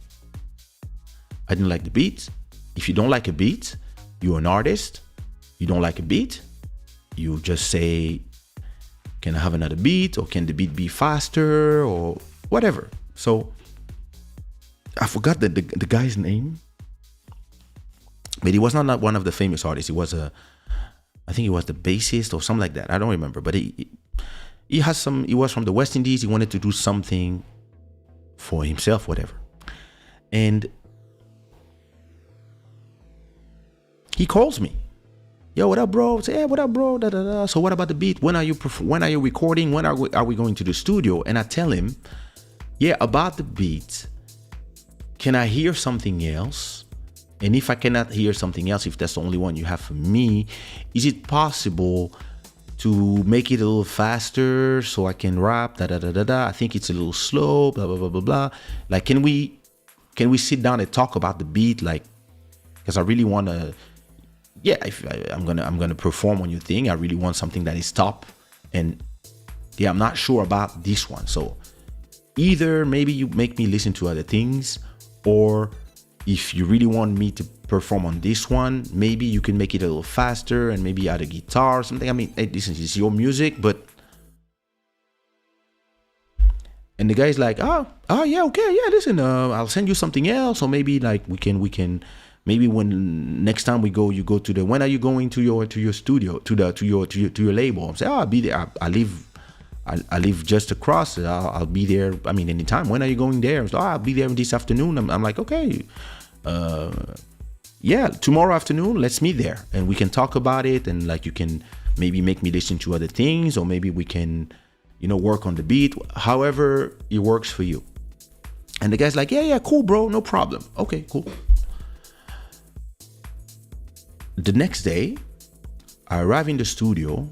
I arrive in the label. Sorry, I arrive at the office of the label. So it was in 17th arrondissement at Porte de Champéret in Paris.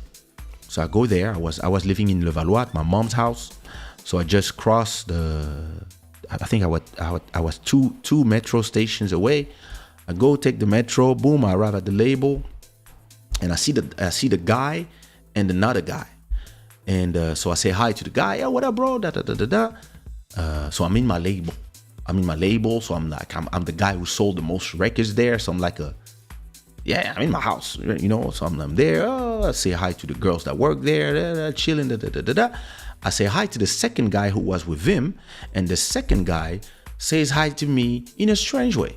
He's like, And I didn't think about it. Really, I didn't think about it because I didn't think about it because, like I know I don't know the guy, maybe whatever. I don't care. I go upstairs, talk to Dominique and Olivier, my CEOs of the label. Yo, what up, guys? And they, hey, what up? What up, son? What up? We talk a little bit, whatever. And I'm like, yo, I'm about to go to Gabon to do a show, and then I'm coming back there, blah blah blah, stuff. I go back down to talk to the guys, and when I go back down to talk to the guys, I don't see them. And I asked to the girl at the reception of the label, where are the two guys? And she tells me they're in the back alley at the so we had the main entrance of the label, and then we had a back alley that was going back to the street or whatever. And so, and then I think the toilets of the label were there. So I go down, go meet them there. So maybe they're at the toilet. So I'm waiting for them at that part. And in that part, there's nobody. So I go there. And when I go there, I see them. And both of them have a completely different look in their face. Both of them are looking at me like this. And me, I'm like, yo, what up, guys? And now one of them take me like this and put me on the wall. And the other one who was making the beat tells me, hey, this is the last time you tell me how to do my music and how to do my thing. Here, it's sectora, blah, blah, blah, blah, blah, you little blah, blah, blah, blah, blah, blah. And I'm like, I just told you, like, I didn't tell you nothing special. And he's like, hey, shut the fuck up. I'm telling you, this is how we work. You're going to perform on this beat this way and you're going to shut your mouth. And then they leave me alone and they go. And I'm so shooked that I don't say nothing. I go back to the office. I take my coat, my bags, and I tell the girls at the receptions, okay, tell the guys that I'm going back home. I go back home. I was supposed to go to the movies this day with I don't remember which girl. I was going to the movie. I go to the movies with a girl, and I go see a movie. I don't remember what was this movie, but it was a movie when they put microchips in some sharks, they become intelligent, and it was with LL Cool J, they trap in the thing. I don't know. But as I'm watching the movie, the rage is starting to fill my body. I'm starting like, listen, I'm not a guy, I'm a cool guy, but listen, these guys are in my house, in my label, threatening me. And I'm pissed. Now I'm pissed off. And I'm boiling inside. I want to cry. I want to yell. I'm angry. And I call, after going out of the movie, I tell the person that I went to the movies with, I have no idea who he was. I'm so sorry. I really have to go home. I don't feel well. On my way home, I called, so Mike and Philly from Organize, who were the two guys that have been with me forever, that I took with me in the West Indies. I taught them how to do beats, etc. I called them too because they were supposed to be in For Real. Those guys are supposed to be in the compilation as well. And I tell them, yo, this happened. This is what happened. So the guys are like, what? So they call Fabu, who's a guy who's like, he's a guy who's always protected us, who's around us. And they call the guys from Aubervilliers, which is all the ghetto guys now. And everybody's like, what? Somebody touched Kaysha? Now you have all CD, everybody's like, yo, let's go find them. Guys from Organize are pissed. Fabu is pissed. The guys from the ghetto are pissed. Everybody's pissed. I call my guy, I have a guy who always, he's around me, but they don't know. They don't know. People don't know who he is, but this is somebody who's always been around me, and he's a guy. Whenever I'm in a party and people from the ghetto see me, that, your guy is here, he says, yeah, listen, if something happens to him, it's on you. So that I always had like protection without knowing sometimes. And I explained to him what happened, and this guy's like, what? Oh shit, it's about to go crazy. So now these people are everybody's in the streets, are ready to go to war and go kill these guys. And me, I'm like, yeah, no. All I say is I'm not gonna be part of it. And they're like, nah, we don't wanna know. Everybody's pissed. So on the same night, I get a call from all the artists who were supposed to be in the compilation, because the guys from Organized, they called all of them. They called Sonia Dersion. So I get a call from Sonia Dersion.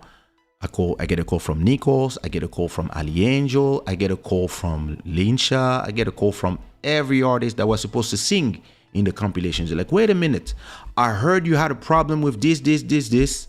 And I'm like, yeah. This happened like this. And they're like, Sonia Dersion is like, what? I'm not performing. Ali Angel is like, oh, I'm not singing. I don't know. Listen. They touch our leader? No. I'm like, no, guys, listen. You can perform if you want. I'm not asking for nobody to do anything. I'm a big guy. I can handle my thing. I'm just explaining to you guys why I'm not going to be part of it. And tomorrow I'm going to my label to explain to them why I'm not going to be part of their compilation.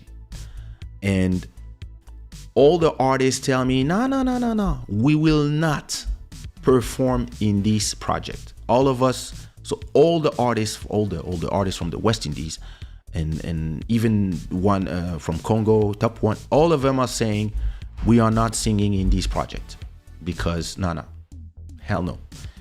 And the guys from the streets are saying we want blood. And I'm like, okay. So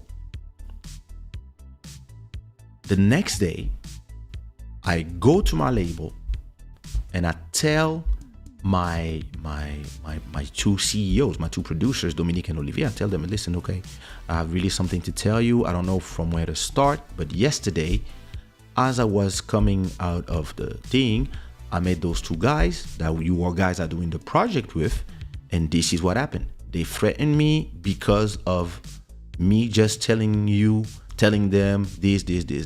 No, I don't think so. But hey, listen.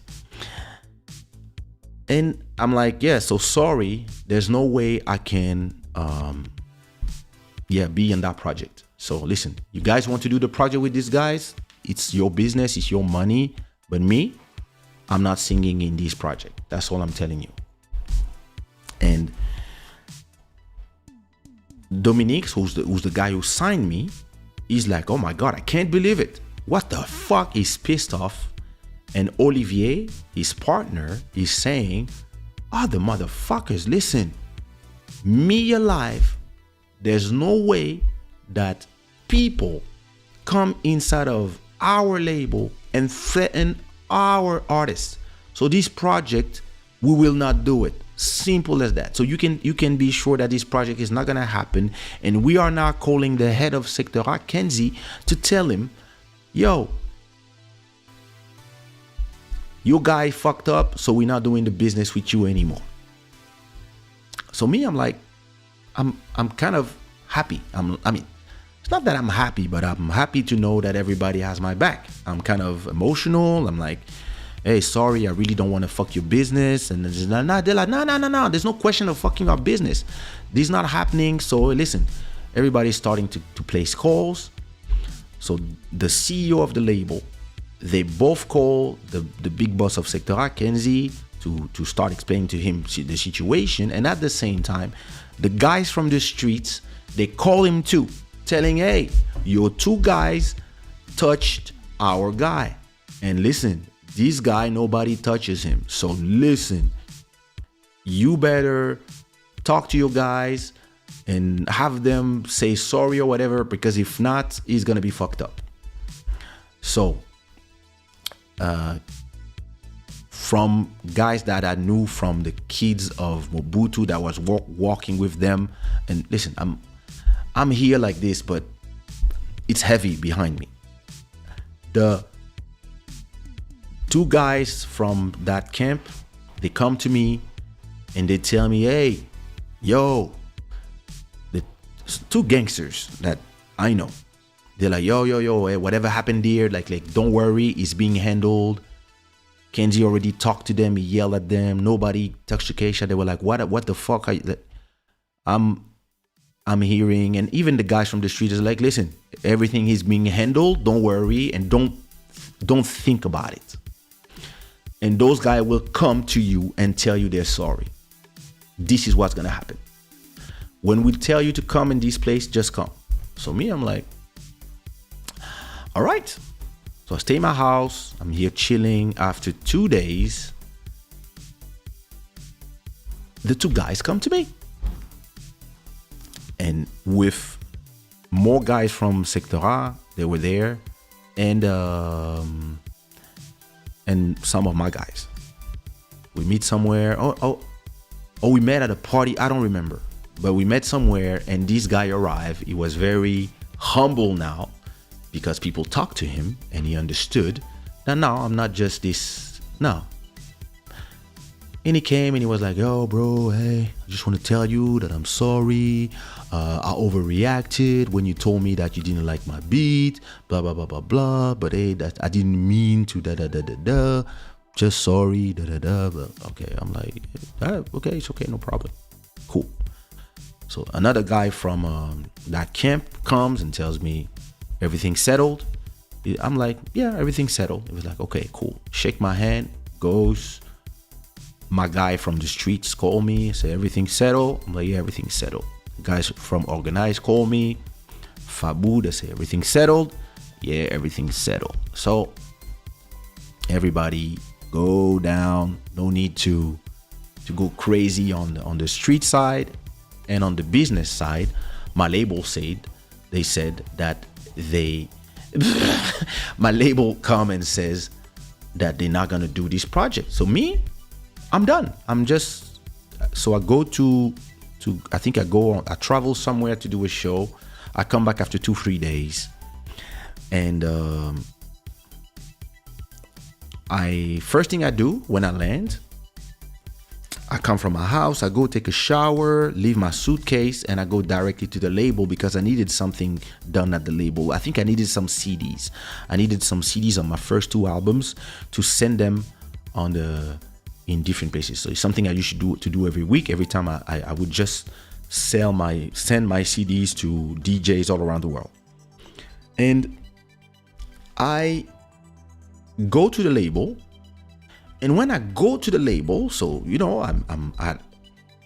my label. I mean, it's not my label, but it's the label where I'm signed to, and it's a small boutique label. It's like there's like 4 or 5 artists, and I'm the flagship artist. So I never take meetings. I just go to the label when I go to the label, and like I just come and I ask if the guys are busy, and if they're busy, I stay downstairs. And if they're not busy, I just go upstairs and I say, yo, what up, guys? And, talk, whatever. I was always used to doing that because it's my house. And when I enter the label, the girls downstairs at the reception and the office at the reception down there, they're strange. They're like, oh, don't go up there. Like, they're busy. They have a meeting. I'm like, oh, okay, cool. So I just stay downstairs. I'm there. At that time, we don't have like internet in the phones, so I just go to one of the computers so I can go online, and I'm like, yeah, I'll just go when they're done. And I talk with the girls like I always talk to the girls. So what up, girls? What you been doing while I was away for a week? Blah blah blah blah blah. And I don't know, the girls are strange. Okay, but.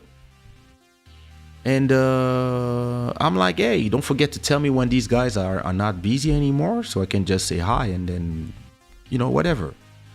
And after, I don't know, 10, 15 minutes, I just want to pee. So I go to pee.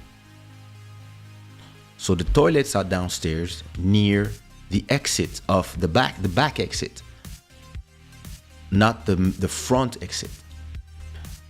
So as I'm going to pee,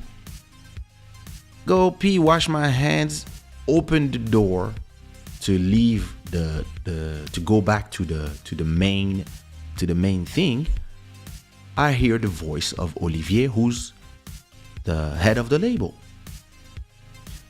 And I hear him talking with people. And I just come out the toilet to say hi. And what do I see? I see him talking with the 2 guys of the fucking compilation. I see them just, and he's like, okay, so go, because if he sees you. And he opens the door from the back and those guys go. And so I go back in the toilet, and I see them, but they don't see me. So I see those 2 guys in my house. And you know what? That moment, my heart was broken. Completely, I was like, oh, damn. Wow. Fuck. Those are like my fathers. So I stay in the toilet for 5 minutes, and then I come out the toilet, and then I go. And then when I go back, the girls are like, yeah, you can go up now. So I go up, and when I go up, Olivier is like, son, and Dominique is like, and I'm like,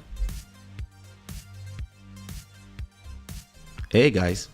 And they're like, so how was Gabon? How was this? How was that? No, it was great. I just came to say hi. Yeah, do you want to lunch with us? No, I'm not really hungry. I'm just gonna go back home. Go back home, go in my bed, and start crying because my heart is broken. I'm like, whoa. And I don't say nothing for I'm super like sad. I don't say nothing to my label heads for, I don't know, a whole week. I don't remember. And then Olivier calls me to tell me, yeah, can you call your friends? I'm like, what you mean call my friends? It's like, yeah, can you call your other friends artists, because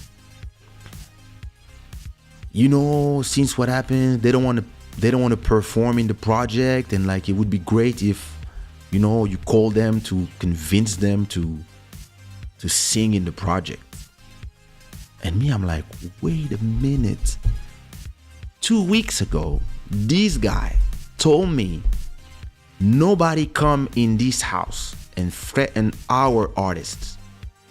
And now you are calling me like nothing happened to tell me, please call all these artists and tell them to sing because nobody wants to sing because of you. And I replied to him, I'm not calling nobody. And I hang up.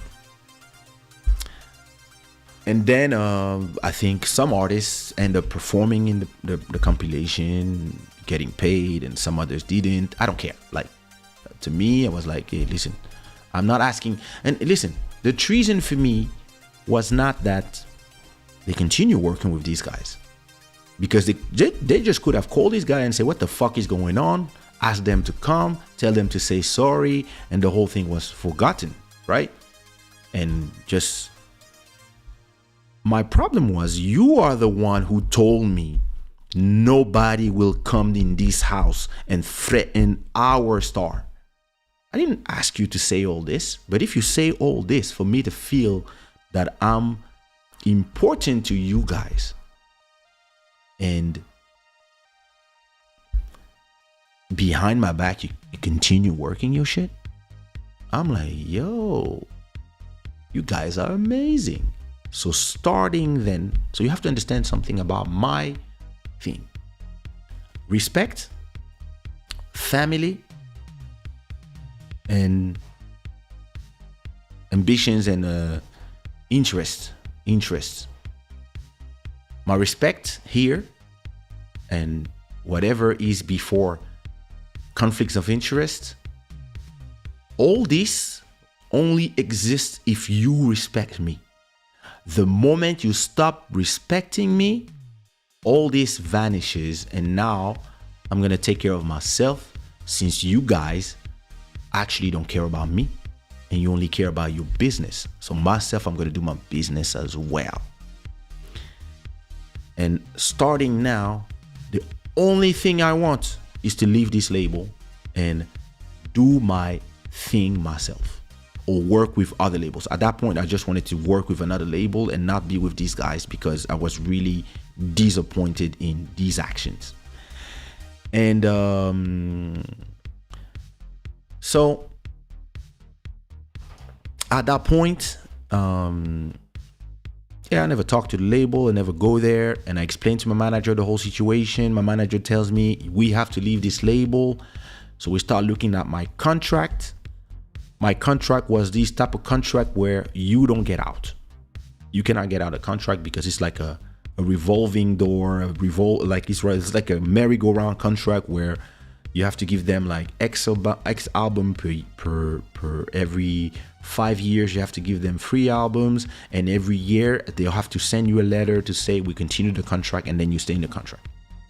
And after that, like, it was a contract that nobody signed. So we went to a lawyer, and then we were starting to really be in conflict now, and they didn't understand.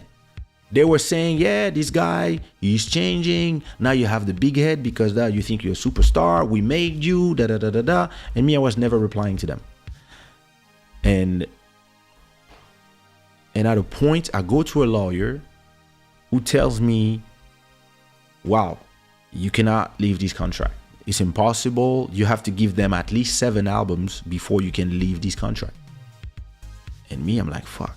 And they're like, yo, listen, as long as they send you the letter as long as they send you a letter every year reconducting the contract, you are in the contract. And me, I'm like, a letter?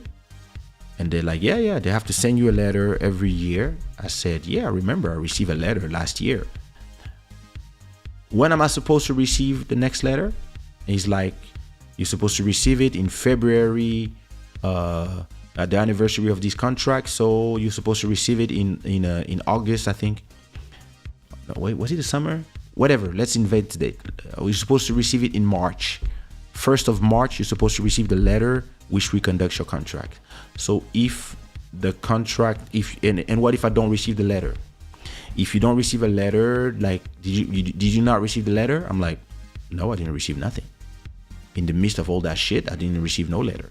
And he's like, okay, take this pen. I said, okay. Take this paper and write down. I said, okay.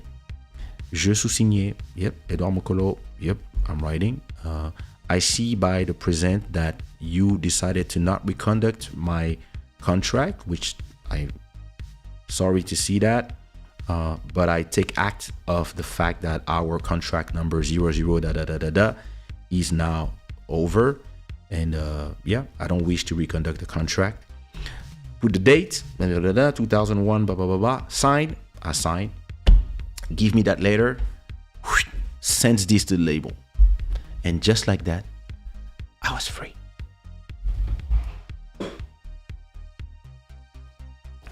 And the guys received the letter. They start calling me. They're pissed off. What the fuck? How can you do this? Why would you do this to us?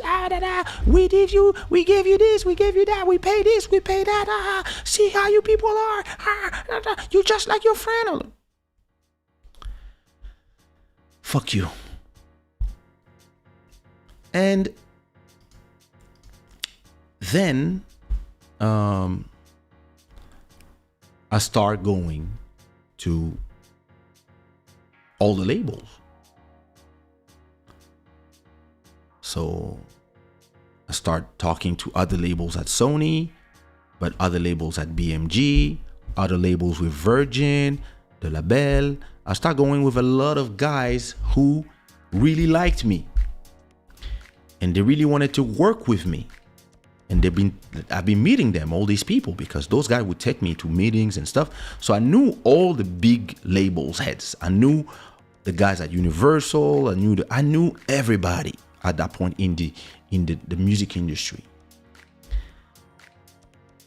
And then at a point, I go to one guy. I forgot his name, but he was a label. He was a guy who had a label. He produced a lot of African music, a lot of things. And I was like, hey, listen. So we had a meeting with my manager. We started making him listen to some music. He was like, oh my God, you are so talented. Oh my God, this is so crazy. This is going to be beautiful. But, and I'm like, but what? He said, you are blackballed. I'm what? You are blackballed. You blackballed in the industry. And I'm like, what does it mean? He said, oh, these guys told everybody, and we have a rule between us, CEOs, all of us, that if there's a problem with an artist and one artist betray one of us, we don't take the artist. So I would love to sign you. And the reason why nobody is signing you is because they put you in the blacklist. And we all have this deal between us that, we don't sign people that are in the blacklist. So you are an amazing artist and I would love to work with you. And you know I love you. You can come here anytime. You can do this, you can do that. But trust me, nobody will sign you. Like, consider your career over, because nobody will ever sign you. Nobody. Forget about it. You blackballed. So me and my manager, we're like, the fuck they're talking about? Blackballed. So we start going to the radios. My music doesn't play in the radio anymore. My music doesn't play on TV anymore. And phase 2, people accept to talk with us on the phone or see us secretly in a dinner, but nobody wants to be seen with me inside of Universal, Sony, Epic, Chrysalis, Virgin, De La Belle, all these labels. The word is now all around France, Paris. Kaysha is blacklisted. And nobody, if you sign him, so the thing is this, if one of you sign him, will sign one of the guys that you blacklisted. And so they all have an understanding that this guy here, nobody signs him. And nobody works with him. Because he fucked us, he did us dirty. Wow. Wow. So after trying to talk with people, like all of them, listen, don't forget one thing. My first album sold 100,000 copies. Every copy is $10, meaning that they made $1 million out of me. So everybody wants to sign me because everybody wants to make $1 million or two out of me. But I'm blackballed. I'm in the blacklist and nobody will sign me. Nobody will play my shit. Nobody will call me. And even some clubs are scared to hire me to perform. All the clubs that are from a certain level, they don't want. And the only thing I have now is the black clubs. So all the small clubs all around and outside of France. And my manager comes to me and tells me, Kay, it's over. There's nothing we can do. The whole industry is against you and there's nothing you can do. And I tell her, tell the whole industry to lick my ass and to watch me. I go to Belgium to regroup, to think. I come back from Belgium around 2002. I come back from Belgium and I tell my manager, if France wants, what up, Damu? If France wants to play with me, I'm gonna show them who I am. And by the end of 2001, I think, or around the summer of 2001, I start a whole strategy of doing my whole business without France, which means I'm only performing in all the small clubs. I changed my cachet to 1,000, 1,005 per show, so I can do a lot of shows, so I can invest in my own product by myself. And every time I go somewhere, I bring a box of my own CDs and I sell them at the shows. And I go to Belgium. I have guys like all my real guys. They start putting me in. They start putting me in shows. And this why up to today, those people are my guys. They start finding me. I have a team of people. All they do is find me shows in France, in Belgium, in Switzerland, and we start having people to find a show in Gabon, Congo, all the French-speaking Africa. And so I have a bunch of shows, and I do my first compilation independently called Caribbean Soul in 2001. I released Caribbean Soul, and inside of Caribbean Soul, I do my first independent hit. So it's the first time I'm not with Sony.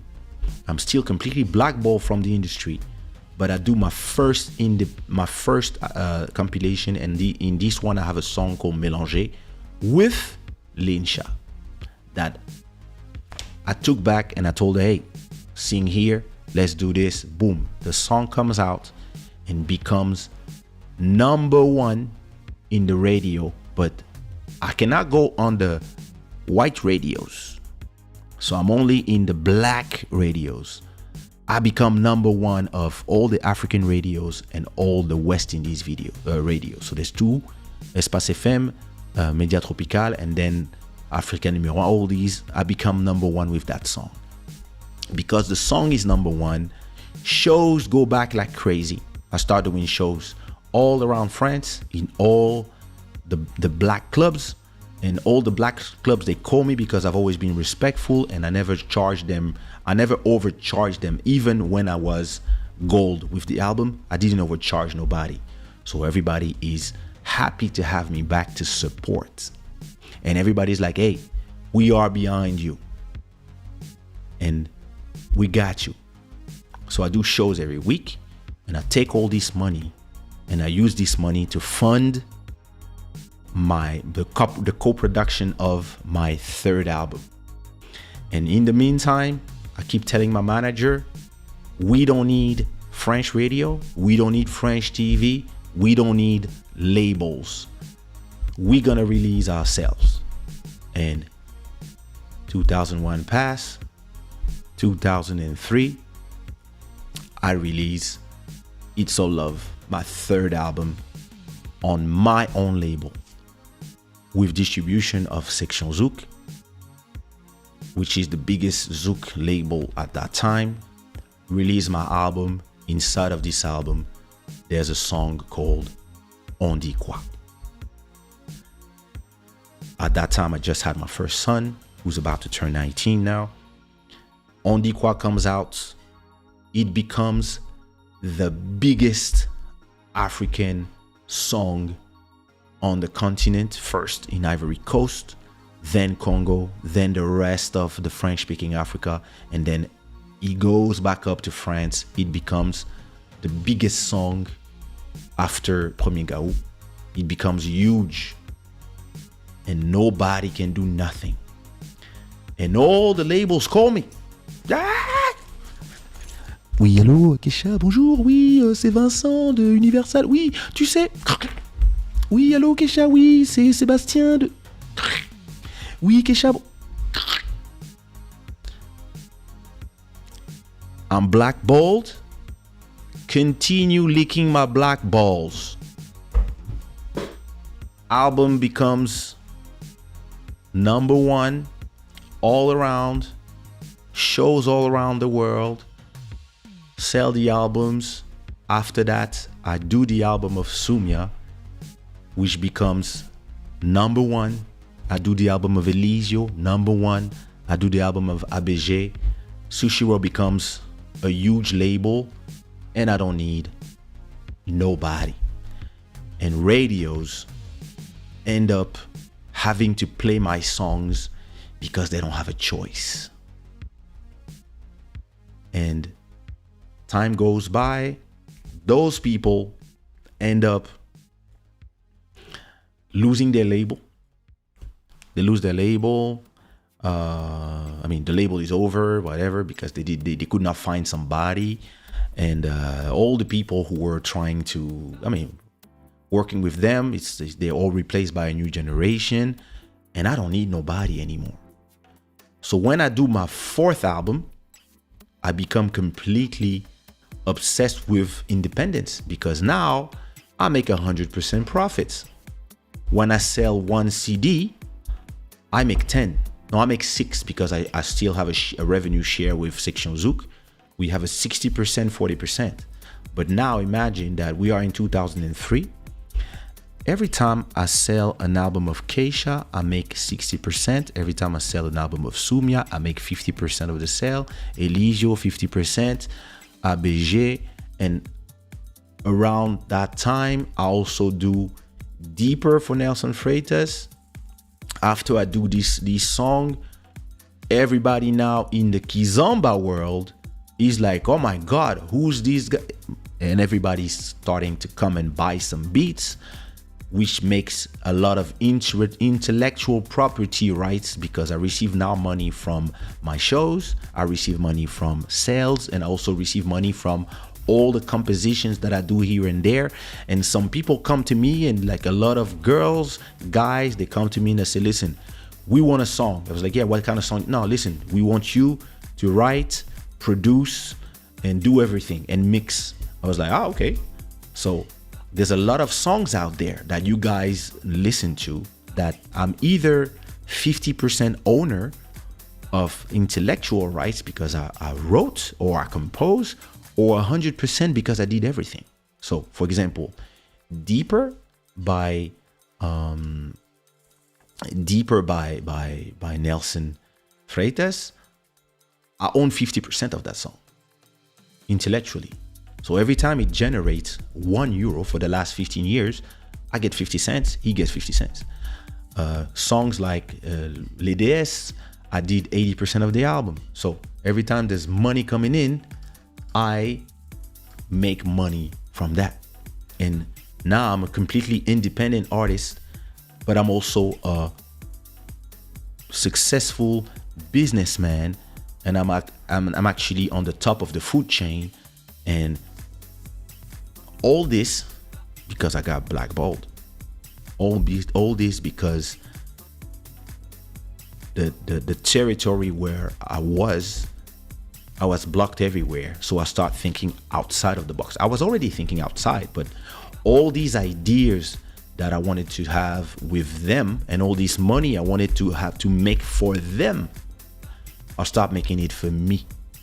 And then I become, after that, the first artist ever to sell 100,000 songs on iTunes. The first ever African artist to sell 100,000 songs on iTunes. It's me. In 2004, I sing for the first time in front of Michael Jackson that I meet. And then I sing the next year or the year before, I don't remember, in front of Nelson Mandela. I get a Cora Award, Best African Artist, 2 Cora Awards for Best African Artist from the Diaspora, meet Michael Jackson, meet Nelson Mandela, etc., etc. The rest, you know the history. But yeah, when life gives you lemons, listen, I make lemonade. And that's what I did. I really turned this whole situation into the thing. So after Master Electronic, thank you for your 4th super chat of 20 crowns. Thank you so much, brother, for supporting the show. So at a point, so now I'm good. One day I get a call from Olivier, and he's like, yo, why don't you never pass to the office? I think we met each other in a place where it was like a bunch of CEOs. It was a reunion of CEOs in the black industry, in the black music industry, and he was invited because he produced a lot of artists, and I was invited because I was there speaking at this event. So we hear in the thing, and he's like, "Oh, Kaysha." I was like, "Oh, Olivier, long time, years. Like, what you doing here?" I'm like, "I'm here." But wait, you here as an artist? Like, no, I'm here as a CEO. He's like, wow, oh yeah, I'm proud of you. Thank you. And I was like, what about Dominique, the guy who signed me? He's like, oh, we don't talk anymore. Like, oh, sorry to hear. That's okay. So after the thing, it's like, hey, you should pass at the label, hey, yeah, sure.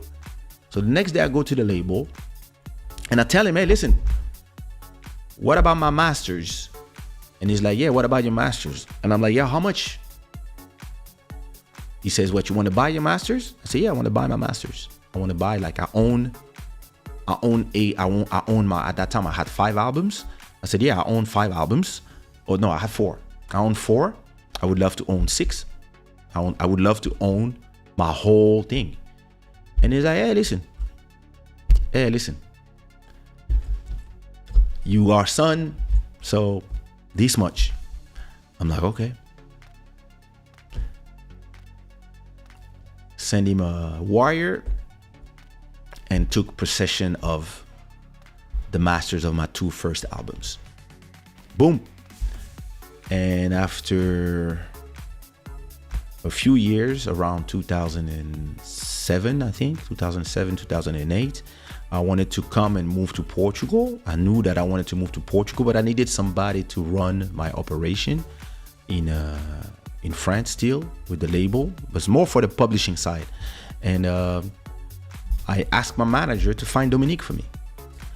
I said, hey, listen, I need a shark. I need a shark to handle my operation here and become my business affair. And he started working with me for my label in this case, and we start working together again.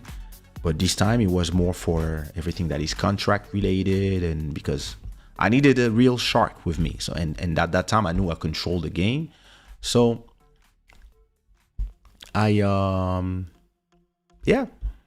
start working together, but we never talk about this whole situation.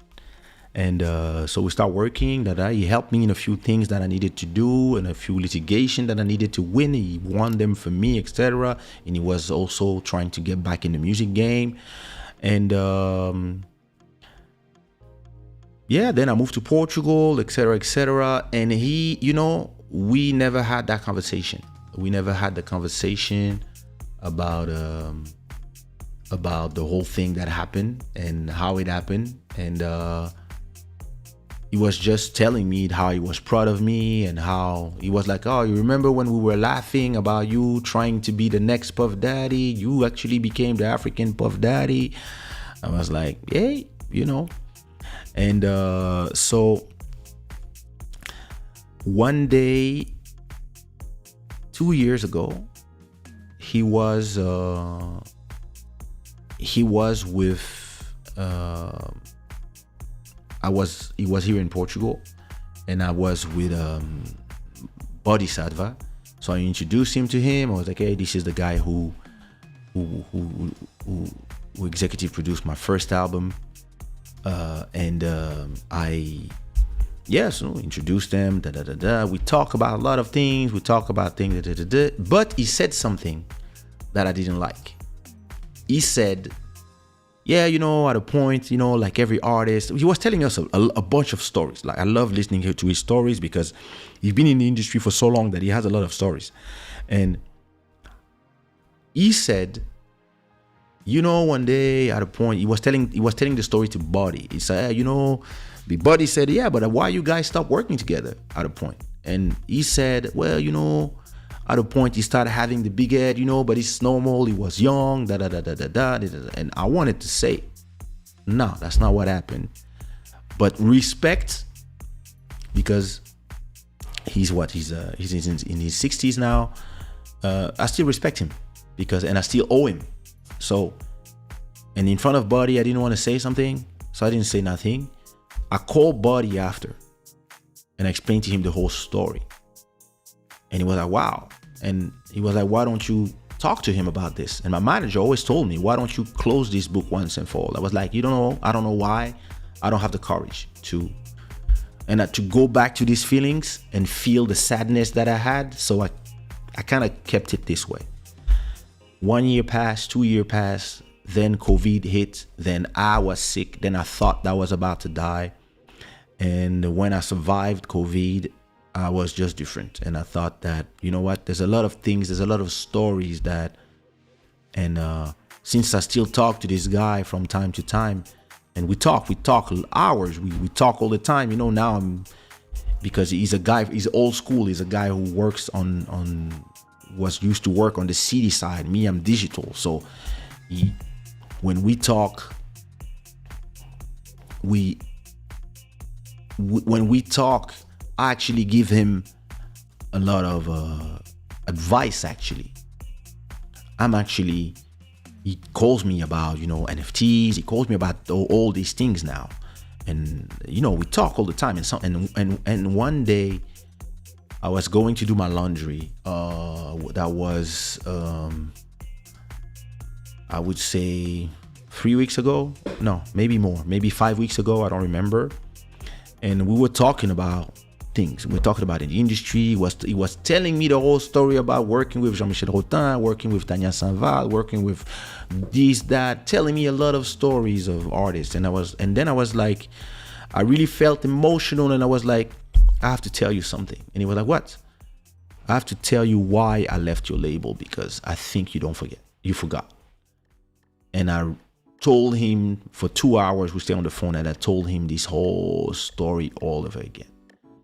And he didn't remember a lot of the parts of the story, but he told me something that I didn't know back in the days. He told me that actually him and Olivier, the other one, Olivier was doing his project with these guys. It was not his project. And actually that day when I went to the label, they actually had a fight, a physical fight, because actually Olivier was trying to take the company from him and replace him with those guys.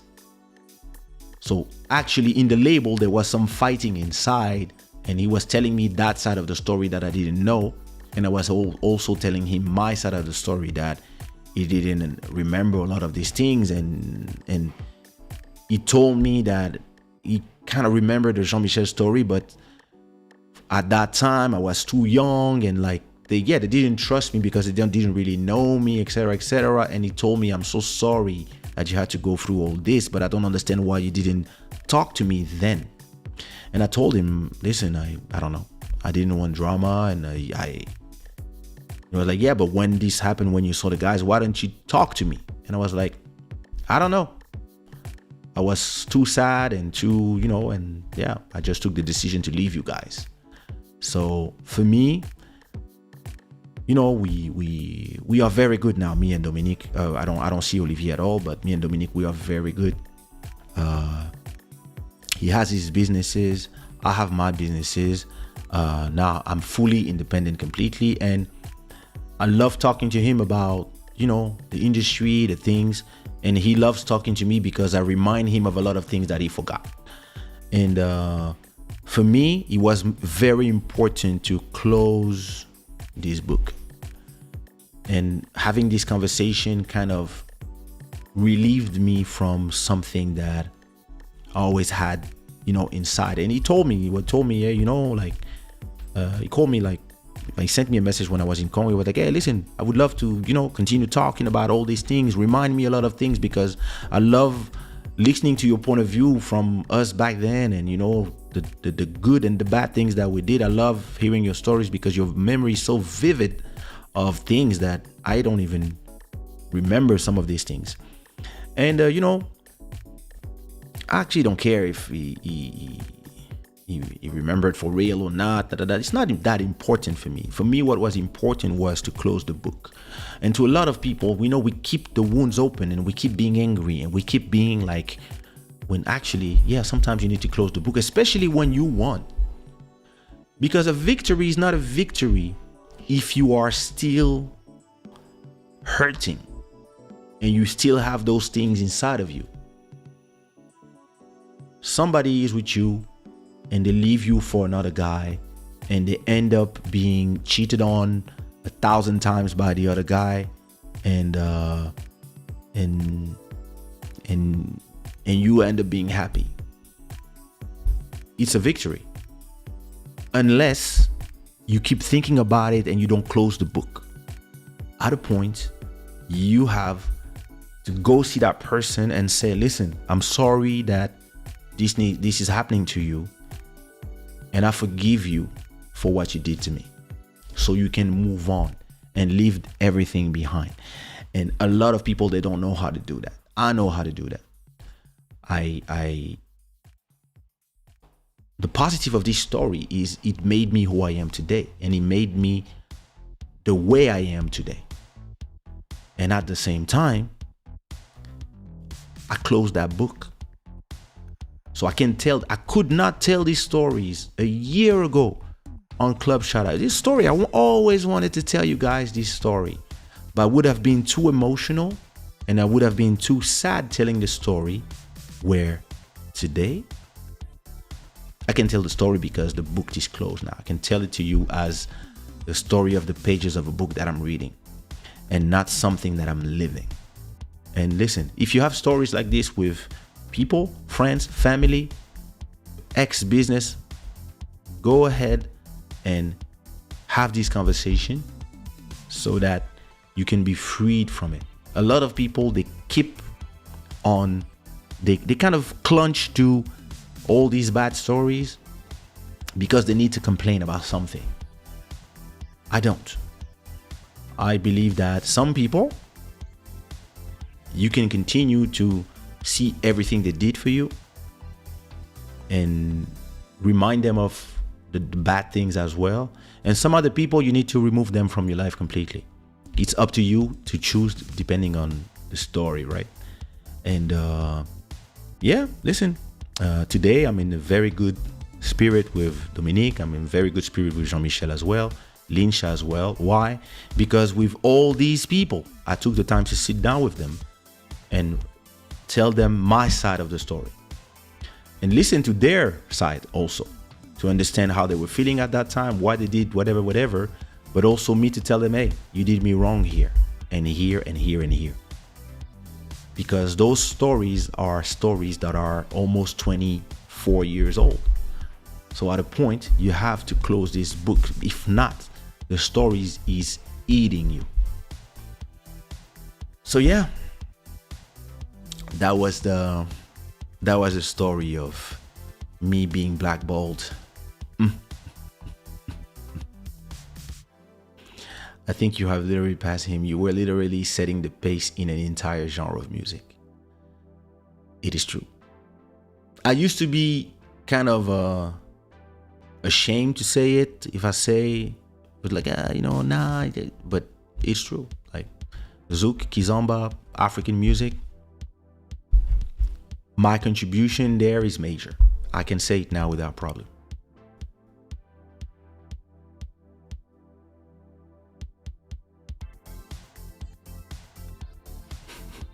I know that was me this morning. The ladies need to go to bed. Maybe you should do a special. No, I'm about to go to bed as well. It's already 4 a.m. almost here. You still got to watch out for people like, yeah, but listen, the thing is this, it's a very good learning experience. Today, when I meet people that I know how to defend myself from these experiences. That's the thing.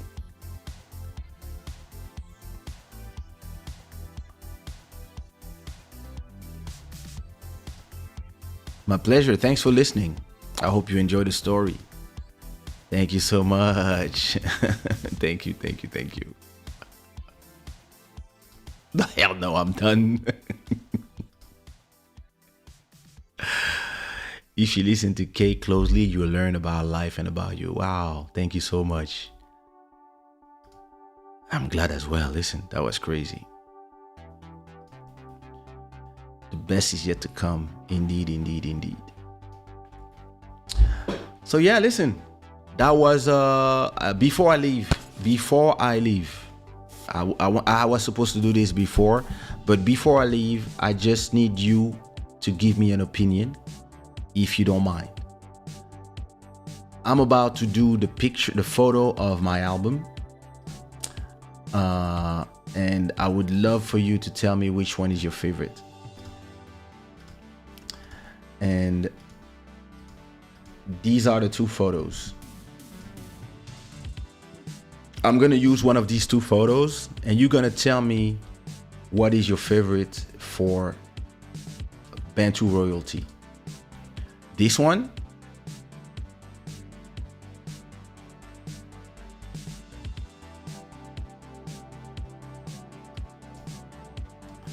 or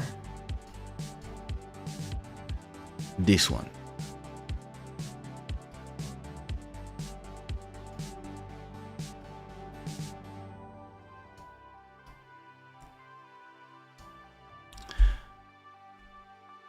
I actually love this one, but this one, you see my face a little more, and yeah. I mean, I'm gonna use both pictures. One will be the first single, one will be the album, but I would love to know, in your opinion, which one do you prefer? The one when you see my face, or the one where I'm looking on the right? So this is number one, this is number one, and this is number two. Tell me which one I think used for the cover art for Bantu Royalty, my album that is coming. I have a date, February 14. I mean, this the week of February 14, so Valentine's Day. Tell me for you which is yours. Number two, the second one, so this one. My wife says this one. I think Lil Maro said this one. Buddy says this one. I really love this one, but hey, I can do a single with it. But everybody's saying this one, so I have to make it square, right? So if you make it square, it means that you have to cut it this way to make it square for the album. So it's probably gonna be like this. Yeah, that would be the format. And this one, in a cover art, it would probably be like this. So those are that's how they will look like as cover arts.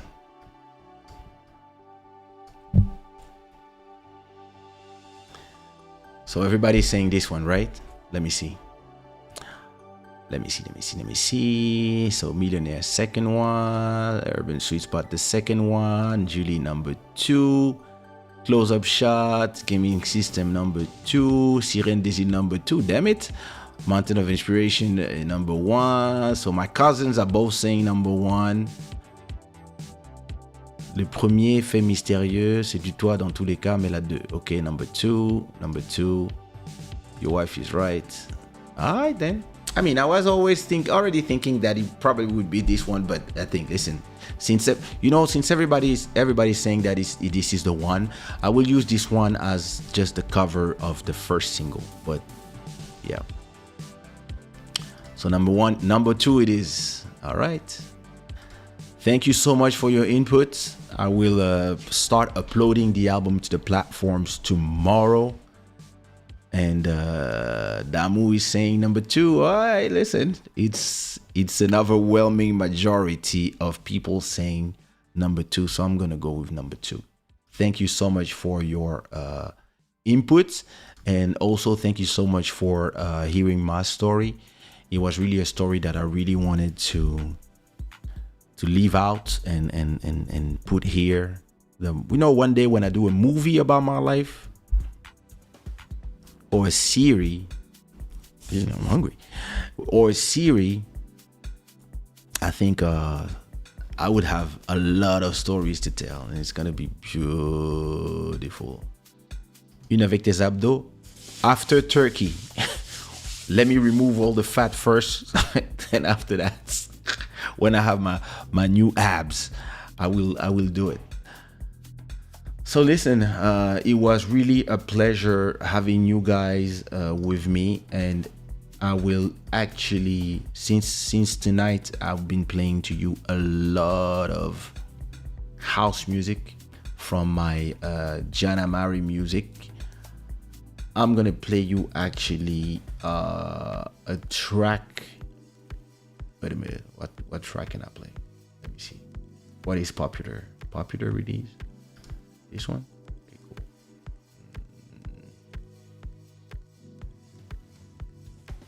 where's this song? I'm gonna play you a track that I did that is it is actually not Kizomba. It's called Neon Wet Dreams, and it's about having wet dreams in the metaverse, as people always have. So listen, this show is brought to you by shadaware.com. Don't forget that you can get this beautiful Nalieka Susu Loso Pondu with sauce mwamba. For those who speak Lingala, it's available in the store. You can order them. And listen, thanks a lot for coming again. And for everybody, have an amazing, wonderful Christmas with the people you love. And listen, if the people you love are not family, get with who is your family. Those that the people that your heart chose to be your family. And I will meet you here Sunday, which is 2 days after Christmas, and we will see what did you receive. And listen, one of my best Christmas gifts is you guys, and can't wait to spend this time with my family. And I will, for those who follow me on Instagram, I'll be on my Instagram stories, or maybe I'll put my stories on YouTube for those who can see, our Christmas, etc. And listen, on Christmas, after Christmas, we see each other. So Merry Christmas for everybody. And I gotta find a Christmas something to wear for episode 26. Listen, maybe I'll open the video conference so that maybe we can all be dressed as Christmas, in the Christmas spirit. But don't forget, I really want us to be on a Happy New Year day all together. So until then, thanks for watching, and I will see you Sunday. Bless, Shada gang.